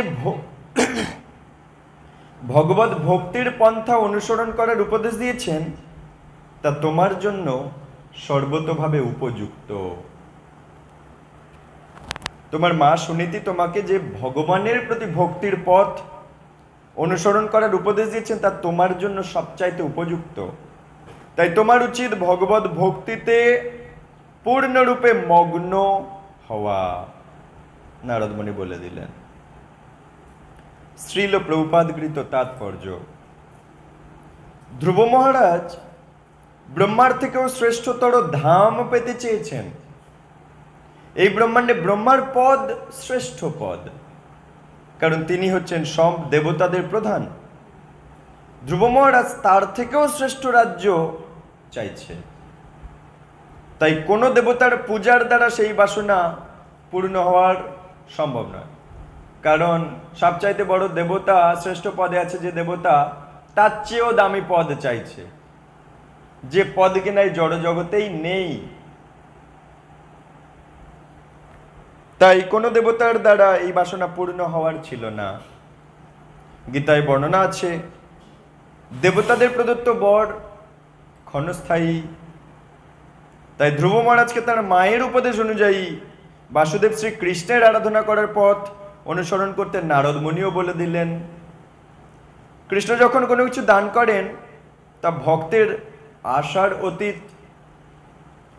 সুনীতি নারদ মুনি দুজনেই জানত ধ্রুব মহারাজের চাহিদা পূর্ণ করা কোনো দেবতার দ্বারা সম্ভব নয়। তাই তারা উভয়েই তাকে কৃষ্ণ ভক্তির পথ অনুসরণ করার পরামর্শ দিলেন, মাতা এবং নারদমণি।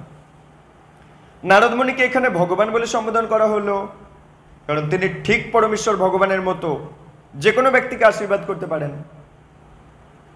তিনি ধ্রুব মহারাজের প্রতি সন্তুষ্ট হয়েছিলেন, তাই তিনি নিজেই তৎক্ষণাৎ তার মনোবাঞ্ছা সবই পূর্ণ করতে পারতেন, কিন্তু সেটা গুরুদেবের কর্তব্য নয়। তার কর্তব্য হচ্ছে শিষ্যকে শাস্ত্র অনুমোদিত রীতি অনুযায়ী ভক্তিতে যুক্ত করা, পরিশ্রম করা, ভক্তি সেবাতে যুক্ত করা। গুরুদেবের কাছে ক্ষমতা আছে মনোবাঞ্ছার সাথে সাথে পূর্ণ করে দেওয়ার, কিন্তু সেটা গুরুদেবের কর্তব্য নয়। গুরুদেবের সেই শক্তি আছে, কিন্তু গুরুদেবের সেটা কর্তব্য নয়। গুরুদেবের কর্তব্য শিষ্যকে ভক্তির সেবায় যুক্ত করা, ভগবানের সেবায় যুক্ত করা, শাস্ত্র মেনে। একইভাবে শ্রীকৃষ্ণ অর্জুনের সামনে উপস্থিত ছিলেন, এবং যদিও তিনি তাকে শত্রুপক্ষের সঙ্গে যুদ্ধ না করেই জয় করে দেওয়ার সমস্ত ব্যবস্থা করে দিতে পারতেন, তবুও তিনি তা করেনি। পক্ষান্তরে তিনি অর্জুনকে যুদ্ধ করতে উপদেশ দিয়েছিলেন যে তুমি যুদ্ধ করো। তেমনি ধ্রুব মহারাজকে তার ঈপ্সিত ফল লাভ করবার জন্য নারদ মুনি তাকে ভক্তির পথ অনুসরণ করার উপদেশ দিয়েছিলেন, যে তুমি তোমার ঈপ্সিত ফল যদি পেতে চাও, নারদ মুনি ধ্রুবকে বলে দিল, তাহলে তুমি ভগবত ভক্তিতে যুক্ত হও। শ্লোক 41। ধর্ম অর্থ কাম মোক্ষ আখ্যাম যহ ইচ্ছত শ্রেয় শ্রেয়াত্মনঃ একম হি এব হরেয় তত্র কারণম পাদসেবনম। ধর্ম অর্থ কাম মোক্ষ আখ্যাম যহ ইচ্ছেত শ্রেয়াত্মনঃ একম হি এব হরে তত্র কারণম পাদসেবনম। ধর্ম অর্থ কাম মোক্ষ, ধর্ম আচরণ, অর্থনৈতিক উন্নতি সাধন, ইন্দ্রিয় সুখভোগ এবং মুক্তি, এই চতুর্বর্গ। ধর্ম মানে ধর্ম আচরণ, অর্থ মানে অর্থনৈতিক উন্নতি সাধন, কাম মানে ইন্দ্রিয় সুখভোগ, এবং মোক্ষ মানে মুক্তি, এই হচ্ছে চতুর্বর্গ। আখ্যম মানে নামক, যহ যিনি, ইচ্ছেত ইচ্ছা করেন, শ্রেয় জীবনের উদ্দেশ্য, আত্মনঃ আত্মার, একম হি এব একমাত্র, হরে পরমেশ্বর ভগবানের, তত্র মানে তাতে, কারণম মানে কারণ, পাদসেবনম শ্রী পাদপদ্মের পূজা। অনুবাদ। নারদমুনি বলছে, যে ব্যক্তি ধর্ম অর্থ কাম মোক্ষ এই চতুর্বর্গ চান, কামনা করেন, তার কর্তব্য হল পরম ঈশ্বর ভগবানের ভক্তিতে যুক্ত হয়ে যাওয়া, কারণ তাঁর শ্রী পাদপদ্মের আরাধনা করার ফলে এই সমস্ত বাসনা পূর্ণ হয়ে যাবে। শ্রীল প্রভুপাদকৃত তাৎপর্য। গীতায় বলা হয়েছে, কেবল পরমেশ্বর ভগবানের অনুমোদনের ফলে দেবতারা বরদান করতে পারে। তাই যখন কোনো দেবতাকে কোনো কিছু নিবেদন করা হয়, তখন সেই নিবেদন দর্শন করার জন্য তার সম্মুখে নারায়ণ শিলা বা শালগ্রাম শিলা রূপে পরমেশ্বর ভগবানকে স্থাপন করা হয়। প্রভুপাদ বলছে যে ভগবানের অনুমোদনের ফলে দেবতারা বর দান করতে পারে। তাই যখন কোনো দেবতাকে কোনো কিছু নিবেদন করা হচ্ছে, তখন সেই নিবেদনকে দর্শন করার জন্য তার সামনে নারায়ণ শিলা বা শালগ্রাম শিলা রূপে ভগবানকে বসানো হয়, যে ভগবান কিনা ওই নিবেদনটা দেখবেন, আস্বাদন করবেন। প্রকৃতপক্ষে পরমেশ্বর ভগবানের অনুমোদন ব্যতীত দেবতারা কোনো বর দিতেই পারবে না। তাই নারদমুনি উপদেশ দিচ্ছে, ধর্ম অর্থ কাম মোক্ষ লাভ যদি করতে চাও, ভগবানের বন্দনা করে মানুষের উচিত তার মনোবাসনা পূর্তির জন্য ভগবানের পাদপদ্মে প্রার্থনা করে তার সমীপবর্তী হওয়া। সেটাই হচ্ছে প্রকৃত বুদ্ধিমত্তা, এটা হচ্ছে প্রকৃত বুদ্ধি। বুদ্ধিমান ব্যক্তি কখনো দেবতাদের কাছে গিয়ে কোনো কিছু প্রার্থনা করে না, তিনি সোজা সমস্ত আশীর্বাদের পরম কারণ পরমেশ্বর ভগবানের কাছে চলে যায়, সে বুদ্ধিমান। গীতা কৃষ্ণ বলছেন, লৌকিক আচার আচরণের অনুষ্ঠান করা প্রকৃতপক্ষে ধর্ম নয়। গীতাতে কৃষ্ণ বলছে, লোক দেখানো আচার আচরণের অনুষ্ঠান আসলে প্রকৃত ধর্ম নয়। প্রকৃত ধর্ম হলো পরমেশ্বর ভগবানের পাদপদ্মে শরণাগত হওয়া। কারণ যিনি প্রকৃতপক্ষে ভগবানের পাদপদ্মে শরণাগত, তার পক্ষে পৃথকভাবে অর্থনৈতিক উন্নতি সাধনের চেষ্টা করার কোনো প্রশ্নই ওঠে না। কি বলছে? যিনি প্রকৃতপক্ষে ভগবানের শ্রী পাদপদ্মে শরণাগত, তার পক্ষে আলাদা করে অর্থনৈতিক উন্নতি সাধন করার চেষ্টা করার কোনো প্রশ্নই ওঠে না। খুবই গুরুত্বপূর্ণ কথা প্রভুপাদজি বলছেন, যিনি প্রকৃতপক্ষে ভগবানের চরণে শরণাগত, প্রকৃতপক্ষে শরণাগত, তার পক্ষে আলাদাভাবে অর্থনৈতিক উন্নতি করার চেষ্টা করার কোনো প্রশ্নই ওঠে না। ভগবানের সেবায় যুক্ত ভক্তকে কখনো ইন্দ্রিয় তৃপ্তি সাধনের ব্যাপারে নিরাশ হতে হয় না। তিনি যদি তার ইন্দ্রিয় তৃপ্তি সাধন করতে চান, তাহলে শ্রীকৃষ্ণ তার সেই বাসনা পূর্ণ করেন। মুক্তি সম্বন্ধেও বলা হয়েছে, তাই এই ধর্ম, অর্থ, কাম, মোক্ষ সম্বন্ধে শ্রীল প্রভুপাদ ভেঙে বলছেন। ধর্ম সম্বন্ধে বললেন যে গীতাতে কৃষ্ণ বলেছেন, লোক দেখানো আচার আচরণ আসল ধর্ম নয়। ভগবানের পাদপদ্মে নিজেকে শরণাগত করা আসল ধর্ম। এরপর বলছে অর্থ, যিনি পুরোপুরি ভগবানের চরণে শরণাগত, তার আলাদাভাবে অর্থনৈতিক উন্নতি করার চেষ্টা করতে লাগে না। আর যে পূর্ণরূপে শরণাগত নয়, তাকে অর্থনৈতিক উন্নতি করার জন্য চেষ্টা করতে হবে। কাম, এই সম্বন্ধে বলছেন, ধর্ম বললেন, অর্থ বললেন, এরপর কাম আর মোক্ষ দুটো সম্বন্ধে বলছেন। কাম মানে কি? ইন্দ্রিয় সুখ। তা বলছেন, ভগবানের সেবায় যুক্ত ভক্তকে কোনোদিন ইন্দ্রিয় তৃপ্তির ব্যাপারে নিরাশ হতে হয় না। তিনি যদি তার ইন্দ্রিয় তৃপ্তি করতে চান, কৃষ্ণ তার সেই বাসনা পূর্ণ করে দেন। মুক্তি সম্বন্ধে বলছেন এবারে, ভগবানের সেবায় সম্পূর্ণরূপে যুক্ত ভক্ত ইতিমধ্যে মুক্ত হয়ে গেছে, তো তাই তাকে মুক্তির জন্য আলাদাভাবে কোনো প্রয়াস করতে হয় না। যিনি ইতিমধ্যেই ভগবানের সেবায় যুক্ত হয়ে গেছেন, সম্পূর্ণরূপে যিনি ভগবানের সেবায় যুক্ত হয়ে গেছেন, তিনি ইতিমধ্যেই মুক্ত হয়ে গেছে, তার আর আলাদা করে মুক্তি পাবার জন্য কিছু করতে হবে না। তাই নারদমুনিও এখানে পরামর্শ দিল যে যে ব্যক্তি ধর্ম, অর্থ, কাম, মোক্ষ চার বর্গ কামনা করেন, তার কর্তব্য ভগবানের ভক্তিতে যুক্ত হয়ে যাওয়া। তার আরাধনার ফলে সমস্ত বাসনা পূর্ণ হবে। আর প্রভুপাদ সেটাই ভেঙে বলছে, ধর্ম কিভাবে পূর্ণ হবে, অর্থ কিভাবে পূর্ণ হবে, কাম কিভাবে পূর্ণ হবে, মোক্ষ মানে মুক্তি কিভাবে লাভ করবে। ভগবানের আরাধনা করলে অটোমেটিক সব হয়ে যাবে। প্রভুপাদজি সেটা ভেঙে বলছেন। আর যে পূর্ণরূপে শরণাগত নয়, তাকে আলাদা করে প্রচেষ্টা করতে হবে। মূলে শরণাগতি। নারদমুনি তাই ধ্রুব মহারাজকে তার মায়ের নির্দেশ মতো বাসুদেব শ্রীকৃষ্ণের শরণাগত হয়ে তার সেবায় যুক্ত হওয়ার উপদেশ দিয়েছেন, কারণ তার ফলে তার মনোবাঞ্ছা পূর্ণ হয়ে যাবে। এই শ্লোকে নারদমুনি বিশেষভাবে উল্লেখ করে দিচ্ছেন, ভক্তি হচ্ছে একমাত্র পথ। পক্ষান্তরে বলছেন, কারো যদি জড়জাগতিক বাসনা থাকে, তাহলেও তিনি ভক্তির পথ অনুশীলন করুন, তার ফলে তার জড়জাগতিক সব কামনা বাসনা পূর্ণ হয়ে গিয়েও সে কৃষ্ণ প্রেম লাভ করবে। এ হচ্ছে ভক্তির পথ।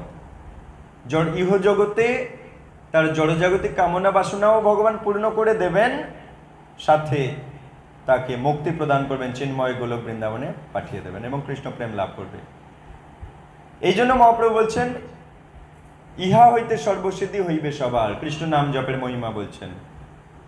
সর্বসিদ্ধি কৃষ্ণ নামের মহিমা কি না? সমস্ত পাপ নাশ করে, কামনা পূরণ করে, মানে এই জগতে যত কামনা বাসনা থাকবে সেগুলোও পূরণ হবে, প্লাস চিন্ময় বাসনা রূপী কৃষ্ণ প্রেমও লাভ হয়ে যাবে, চিন্ময় গোলক ধামেও চলে যাবে। এই হচ্ছে হরিনামের বিশাল মহিমা। শ্লোক 42। তত্তদ গচ্ছ ভদ্রং তে যমুনায়া তটম শুচি পুণ্যম মধুবনম যত্র সান্নিধ্যম নিত্যদা হরে। তত্তদ গচ্ছ ভদ্রং তে যমুনায়া তটম শুচি পুণ্যম মধুবনম যত্র সান্নিধ্যম নিত্যদা হরে। তৎ মানে তা, তাত মানে বৎস, গচ্ছ মানে যাও, ভদ্রম মঙ্গল হোক, তে তোমার, যমুনায়া যমুনায়, তটম মানে তট, শুচি মানে শুদ্ধ হয়ে, পুণ্যম মানে পবিত্র, মধুবনম মধুবন নামক স্থানে, যত্র মানে যেখানে, সান্নিধ্যম মানে নিকটবর্তী হয়ে, নিত্যদা মানে সর্বদা, হরে মানে পরমেশ্বর ভগবানের। অনুবাদ। নারদমণি ধ্রুব মহারাজকে বলছে, হে বৎস তোমার কল্যাণ হোক, তুমি যমুনার তটে মধুবন নামক বনে যাও, সেখানে গিয়ে পবিত্র হও। উপদেশ দিচ্ছে নারদমণি। কোথায় যেতে বলছে? বলছে তোমার কল্যাণ হোক, তুমি যমুনার তটে যাও। যমুনার কাছে মধুবন নামক একটা বন আছে, ওখানে যাও, সেখানে গিয়ে পবিত্র হও। সেখানে যাওয়ার ফলে মানুষ ভগবানের নিকটে চলে যায়। যমুনার কাছে মধুবনে গেলে পবিত্র হয় এবং ভগবানের নিকটে চলে যায়, কারণ ভগবান সেখানে সর্বদা বিরাজ করেন। নারদমণি বলে দিলেন উপদেশ ধ্রুবকে যে তুমি যমুনার পাশে মধুবন আছে, ওখানে চলে যাও, নিজেকে পবিত্র করো এবং ভগবানের নিকটবর্তী হয়ে যাবে, কারণ ওখানে ভগবান সর্বদা বাস করেন। তাৎপর্য। নারদমণি এবং ধ্রুব মহারাজের মাতা সুনীতি দুজনাই ধ্রুব মহারাজকে পরমেশ্বর ভগবানের আরাধনা করার উপদেশ দিয়েছে। এখন নারদমণি তাকে বিশেষভাবে নির্দেশ দিল যে কিভাবে সেই আরাধনা অতি শীঘ্র ফল দিতে পারে।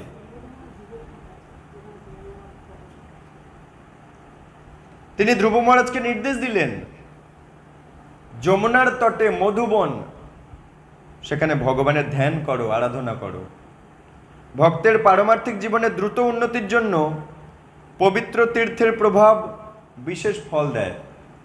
কোনো ভক্ত যদি ভক্তি জীবনে উন্নতি করতে চায় দ্রুত, তাহলে তীর্থে যাওয়া বিশেষ ফল তাকে দেয়। ভগবান কৃষ্ণ সর্বত্রই বিরাজ করেন, কিন্তু তা সত্ত্বেও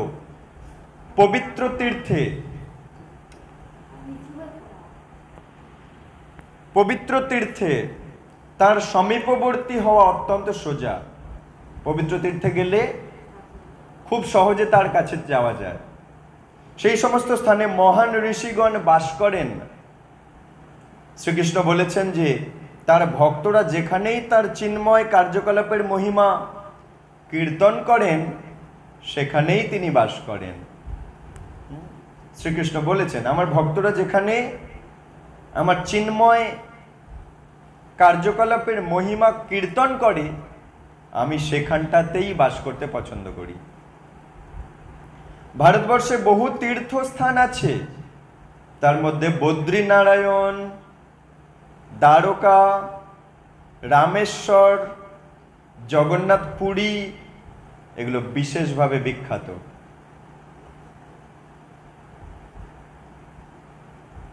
এই পবিত্র স্থানগুলোকে বলা হয় চতুর্ধাম। ধাম শব্দটির অর্থ হচ্ছে যেখানে অচিরেই ভগবানের সান্নিধ্য লাভ করা যায়।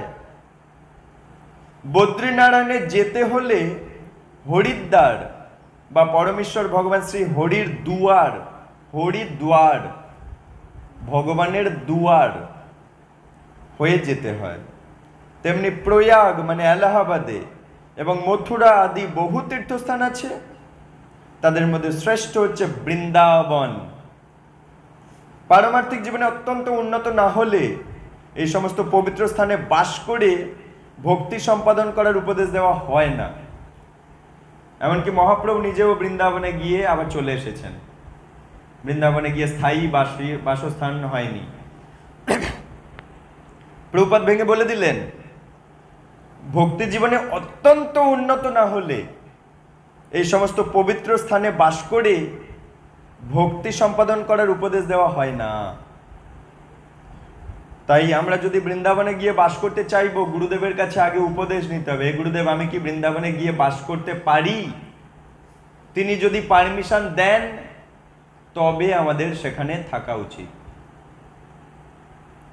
কিন্তু সর্বদা ভগবানের বাণী প্রচারে নিযুক্ত নারদ মুনি এইরকম উন্নত ভক্ত যে কোনো স্থানে ভগবানের সেবা করতে পারেন, কেন ইনি অত্যন্ত উন্নত ভক্ত। কখনো কখনো তিনি পাতাল লোকে পর্যন্ত যান। সেখানে নারকীয় পরিবেশ নারদ মুনিকে প্রভাবিত করতে পারে না, কারণ তিনি ভক্তি সম্পাদনের মহান দায়িত্ব গ্রহণ করেছেন। ভক্তির প্রচার করেন নারদ মুনি। নারদ মুনির বর্ণনা অনুযায়ী মথুরা প্রদেশের বৃন্দাবন অঞ্চলে সেখানে আজও বাস করে ভগবানের প্রেমময়ী সেবায় যুক্ত হয়েছেন বহু মহাত্মা। তাই বলছে কি, নারদ মুনির বর্ণনা অনুযায়ী মথুরা প্রদেশের বৃন্দাবন অঞ্চলে আজও বিরাজমান মধুবন হচ্ছে সবচাইতে পবিত্র স্থান। মধুবন, বহু মহাত্মা আজও সেখানে বাস করে ভগবানের প্রেমময়ী সেবায় যুক্ত হয়ে আছেন। বৃন্দাবন অঞ্চলে 12টা বন আছে। মধুবন হচ্ছে তাদের মধ্যে একটা বন।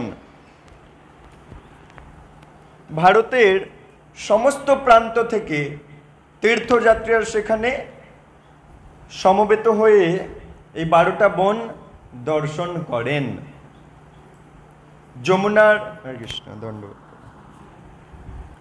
যমুনার পূর্ব তটে রয়েছে 5টা বন। যমুনার পূর্ব দিকে 5টা বন। কি কি? ভদ্রবন, বিলবন, লৌহবন, ভান্ডিরবন, মহাবন। ভদ্রবন, বিলবন, লৌহবন, ভান্ডিরবন, মহাবন। আর যমুনার পশ্চিম পাড়ে 7টা বন। এই 5 আর 7 12টা। পশ্চিমে 7টা কি কি না? মধুবন, তালবন, কুমুদবন, বহুলা বন, কাম্যবন, খদির বন এবং বৃন্দাবন। এই 12টা বনে বিভিন্ন ঘাট আছে।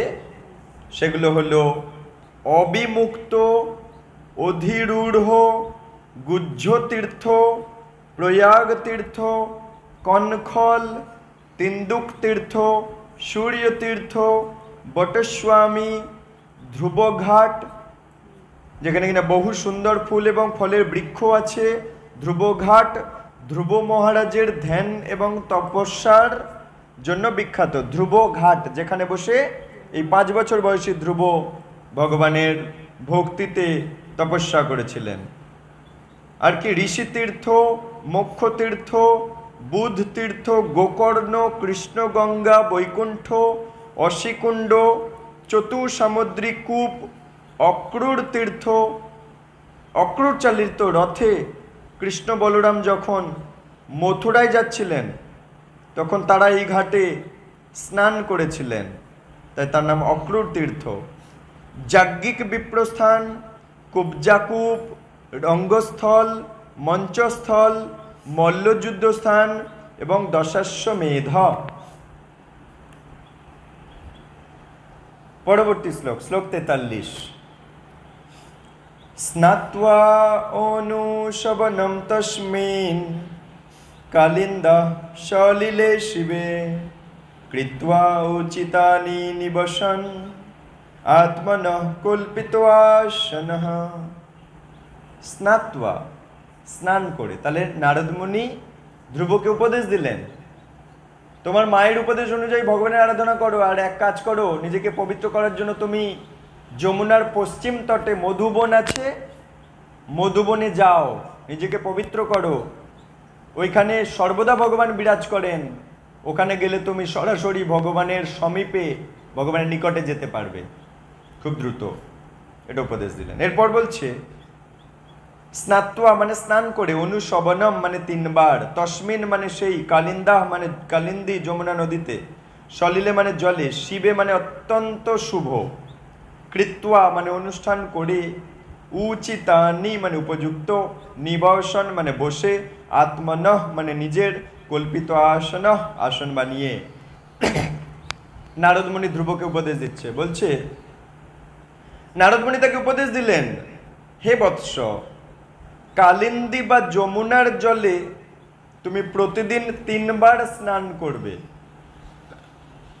কারণ সেই জল অত্যন্ত শুভ, পবিত্র এবং নির্মল। স্নান করার পর তুমি অষ্টাঙ্গ যোগের আবশ্যকীয় বিধিগুলো পালন করে কোনো নির্জন স্থানে আসনে উপবেশন করো। 3 বার স্নান করার কথা নির্দেশ দিলেন কালিন্দী বা যমুনার জলে, কারণ সেটা শুভ, পবিত্র, নির্মল। স্নান করার পর তার যোগসিদ্ধির আসনে বসে যোগসিদ্ধি করতে বলছেন। শ্রীল প্রভুপাদকৃত তাৎপর্য। এই উক্তিটা থেকে মনে হচ্ছে ধ্রুব মহারাজ ইতিমধ্যেই যেন অষ্টাঙ্গ যোগ অনুশীলনের শিক্ষা পেয়ে গেছে, এরকম একটা মনে হচ্ছে। গীতা যথাযথের সাংখ্য যোগ নামক অধ্যায়ের 11 থেকে 15 শ্লোকে এই পদ্ধতি বলা আছে। অষ্টাঙ্গ যোগে মনকে স্থির করে বিষ্ণু রূপের ধ্যান করতে হয়, যা পরবর্তী শ্লোকগুলোতে বর্ণিত হবে। এখানে স্পষ্টভাবে বলা হয়েছে অষ্টাঙ্গ যোগ কোনো শারীরিক ব্যায়াম নয়, সেটা হচ্ছে বিষ্ণুর রূপ ধ্যান করা, চিন্তা করা, মন দিয়ে বিষ্ণুর রূপকে চিন্তা করাকে বলে অষ্টাঙ্গ যোগ। মনকে কেন্দ্রীভূত করা বিষ্ণুর রূপে। গীতায় বর্ণনা আছে আসনে উপবেশন করার পূর্বে পবিত্র এবং নির্মল জলে খুব ভালোভাবে স্নান করে নিজেকে শুদ্ধ করতে হয়। যমুনার জল স্বাভাবিকভাবে অত্যন্ত নির্মল, পবিত্র, তাই কেউ যদি দিনে 3 বার সেই জলে স্নান করেন তাহলে তিনি নিঃসন্দেহে বাহ্যিক দিক দিয়ে অত্যন্ত শুদ্ধ হয়ে যাবেন। নারদমুনি সেই জন্য ধ্রুব মহারাজকে উপদেশ দিয়েছেন যমুনার তটে গিয়ে বাহ্যিক দিক দিয়ে পবিত্র হওয়ার নির্দেশ দিয়েছেন।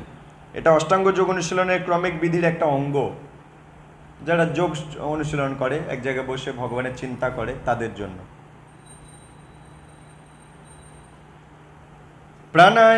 প্রাণায়ামেন ত্রিবৃত্তা প্রাণেন্দ্রিয় মনোমলম শনৈর্বুদশাভিধয়েন্ম মনসা গুরুনা গুরুম। প্রাণায়ামেন ত্রিবৃত্তা প্রাণ ইন্দ্রিয় মনঃমলম শনৈর্বুদস্য বিধয়েত মনসা গুরুনা গুরুম। প্রাণায়ামেন, প্রাণায়ামের দ্বারা, ত্রিবৃত্তা, 3টি অনুমোদিত প্রক্রিয়ার দ্বারা, প্রাণ ইন্দ্রিয় মানে প্রাণবায়ু এবং ইন্দ্রিয় সমূহ মন, মন মানে মন, মলম মানে কলুষ, শনৈ মানে ক্রমশ, বুদস্য মানে পরিত্যাগ করে, অভিধ্যায়েত মানে ধ্যান করো, মনসা মানে মনের দ্বারা, গুরুনা মানে অবিচলিতভাবে, গুরুম মানে পরম গুরু শ্রীকৃষ্ণকে। নারদমুনি বলছে আসনে বসার পর, আসনে বসার আগে স্নান করো 3 বার দিনে। এরপর বলছে আসনে বসার পর প্রাণায়ামের 3টে অভ্যাস অনুশীলন করে ধীরে ধীরে তোমার প্রাণ বায়ু মানে এই যে নিঃশ্বাস প্রশ্বাস, মন এবং ইন্দ্রিয়গুলোকে সংযত করো। এইভাবে সমস্ত জড়কলুষ থেকে মুক্ত হয়ে গভীর ধৈর্য সহকারে পরমেশ্বর ভগবানের ধ্যান শুরু করে দাও।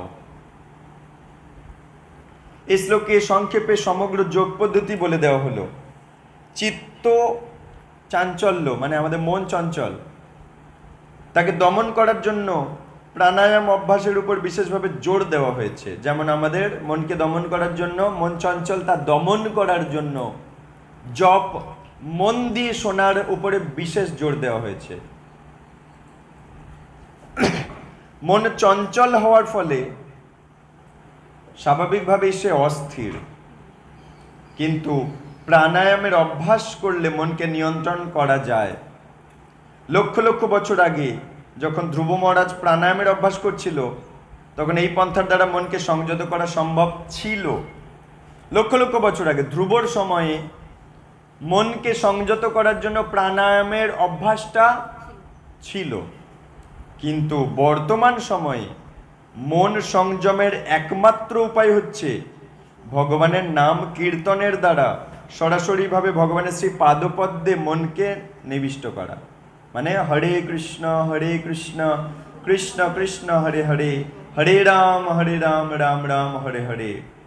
এটা মুখে বলা, জিহ্বার অগ্রে বলা এবং কান দিয়ে তা মনোযোগ সহকারে শ্রবণ করা, এটাই হচ্ছে আসল জপ পদ্ধতি। হরে কৃষ্ণ মহামন্ত্র কীর্তন করার ফলে মনকে তৎক্ষণাৎ সেই দিব্য শব্দ তরঙ্গে একাগ্রীভূত করা যায় এবং ভগবানের পাদপদ্মের চিন্তা করা যায়। এইভাবে অতি শীঘ্র সমাধি স্তরে উন্নীত হওয়া যায়। কেউ যদি ভগবানের নাম কীর্তন করেন, যা পরমেশ্বর ভগবান থেকে অভিন্ন, ভগবানের নাম আর ভগবান একই, তখন স্বাভাবিকভাবেই তার মন ভগবানের চিন্তায় মগ্ন হয়ে যাবে। এখানে ধ্রুব মহারাজকে নারদমণি নির্দেশ দিলে যে তিনি যেন পরম গুরুদেবের ধ্যান করেন। পরম গুরুদেব হচ্ছেন শ্রীকৃষ্ণ, জগতের গুরু, সবার গুরু হচ্ছে কৃষ্ণ। তাই তাকে বলা হয় চৈত্য গুরু, হৃদয়ে বসে আছে চেতনার গুরু, যার অর্থ হচ্ছে পরম আত্মা, যিনি সকলের হৃদয়ে বিরাজ করছেন। গীতায় বলা হয়েছে তিনি অন্তর থেকে সাহায্য করেন, গুরুদেবকে পাঠিয়ে দেন যিনি বাহির থেকে সাহায্য করবেন। গুরুদেব হচ্ছেন সকলের হৃদয়ে স্থিত চৈত্য গুরুর বাহ্যিক প্রকাশ। আমাদের হৃদয়ে যে পরমাত্মা বা চৈতন্য গুরু আছে, তিনি বেরিয়ে এসেছেন ওই সামনে গুরু রূপে। যে বিধির দ্বারা জড় বিষয়ের চিন্তা ত্যাগ করা হয় তাকে বলে প্রত্যাহার, অর্থাৎ যার অর্থ হচ্ছে সমস্ত জড় চিন্তা, জড় কার্যকলাপ থেকে মুক্ত হওয়া। এই শ্লোকের অভিধায়িত শব্দটি খুব গুরুত্বপূর্ণ। বলছে যে মন যতক্ষণ পর্যন্ত না স্থির হয় ততক্ষণ ধ্যান করা সম্ভব নয়। তাই সিদ্ধান্ত হলো ধ্যান করার অর্থ অন্তরে ভগবানের বিষয়ে চিন্তা করা। তাই আমরা যখন জপ করব মন দিয়ে ভগবানের রাধা কৃষ্ণের চরণ, চোখটা বন্ধ করে চিন্তা করতে হবে আর জপের হরে কৃষ্ণটা শুনতে হবে। জপ করার সময় কথাবার্তা বলা, ওকে প্রশ্নের উত্তর দেওয়া, প্রণাম করা, এদিক যাওয়া ওদিক যাওয়া, আন কথা বলা, এগুলো আসলে জপ নয়, এগুলো অভিনয় মাত্র। তাই অষ্টাঙ্গ যোগের দ্বারাই হোক অথবা শাস্ত্র নির্দেশিত এই যোগের পন্থা নিরন্তর ভগবানের নাম কীর্তনের দ্বারাই হোক, চরম উদ্দেশ্য হলো ভগবানের চিন্তা করা। তাই আমাদের জন্য বিধি মহাপ্রভু শিখিয়ে দিয়ে গেছেন, চোখটা বন্ধ করে ভগবানের রাধা কৃষ্ণের সেই চরণ চিন্তা করতে থাকতে হবে। অন্য কোনো চিন্তা নয়, অন্য কোনো ভাবনা নয়। যতক্ষণ আমি জপ করব, জপ ছাড়ো তখন অন্য কোনো কাজের চিন্তা করো, যে এবারে কি সেবা, এবারে কি সেবা। যতক্ষণ জপ ততক্ষণ রাধাকৃষ্ণের চরণ যুগল চিন্তা। কিন্তু আমরা করছি তার উল্টো, সেটা হচ্ছে না। জয়টা জপের প্রণালী নয়, ওটা শুদ্ধ নাম জপ হবে না কোনো দিনই। ওইভাবে প্রতিনিয়ত বৃথা হয়ে যাবে।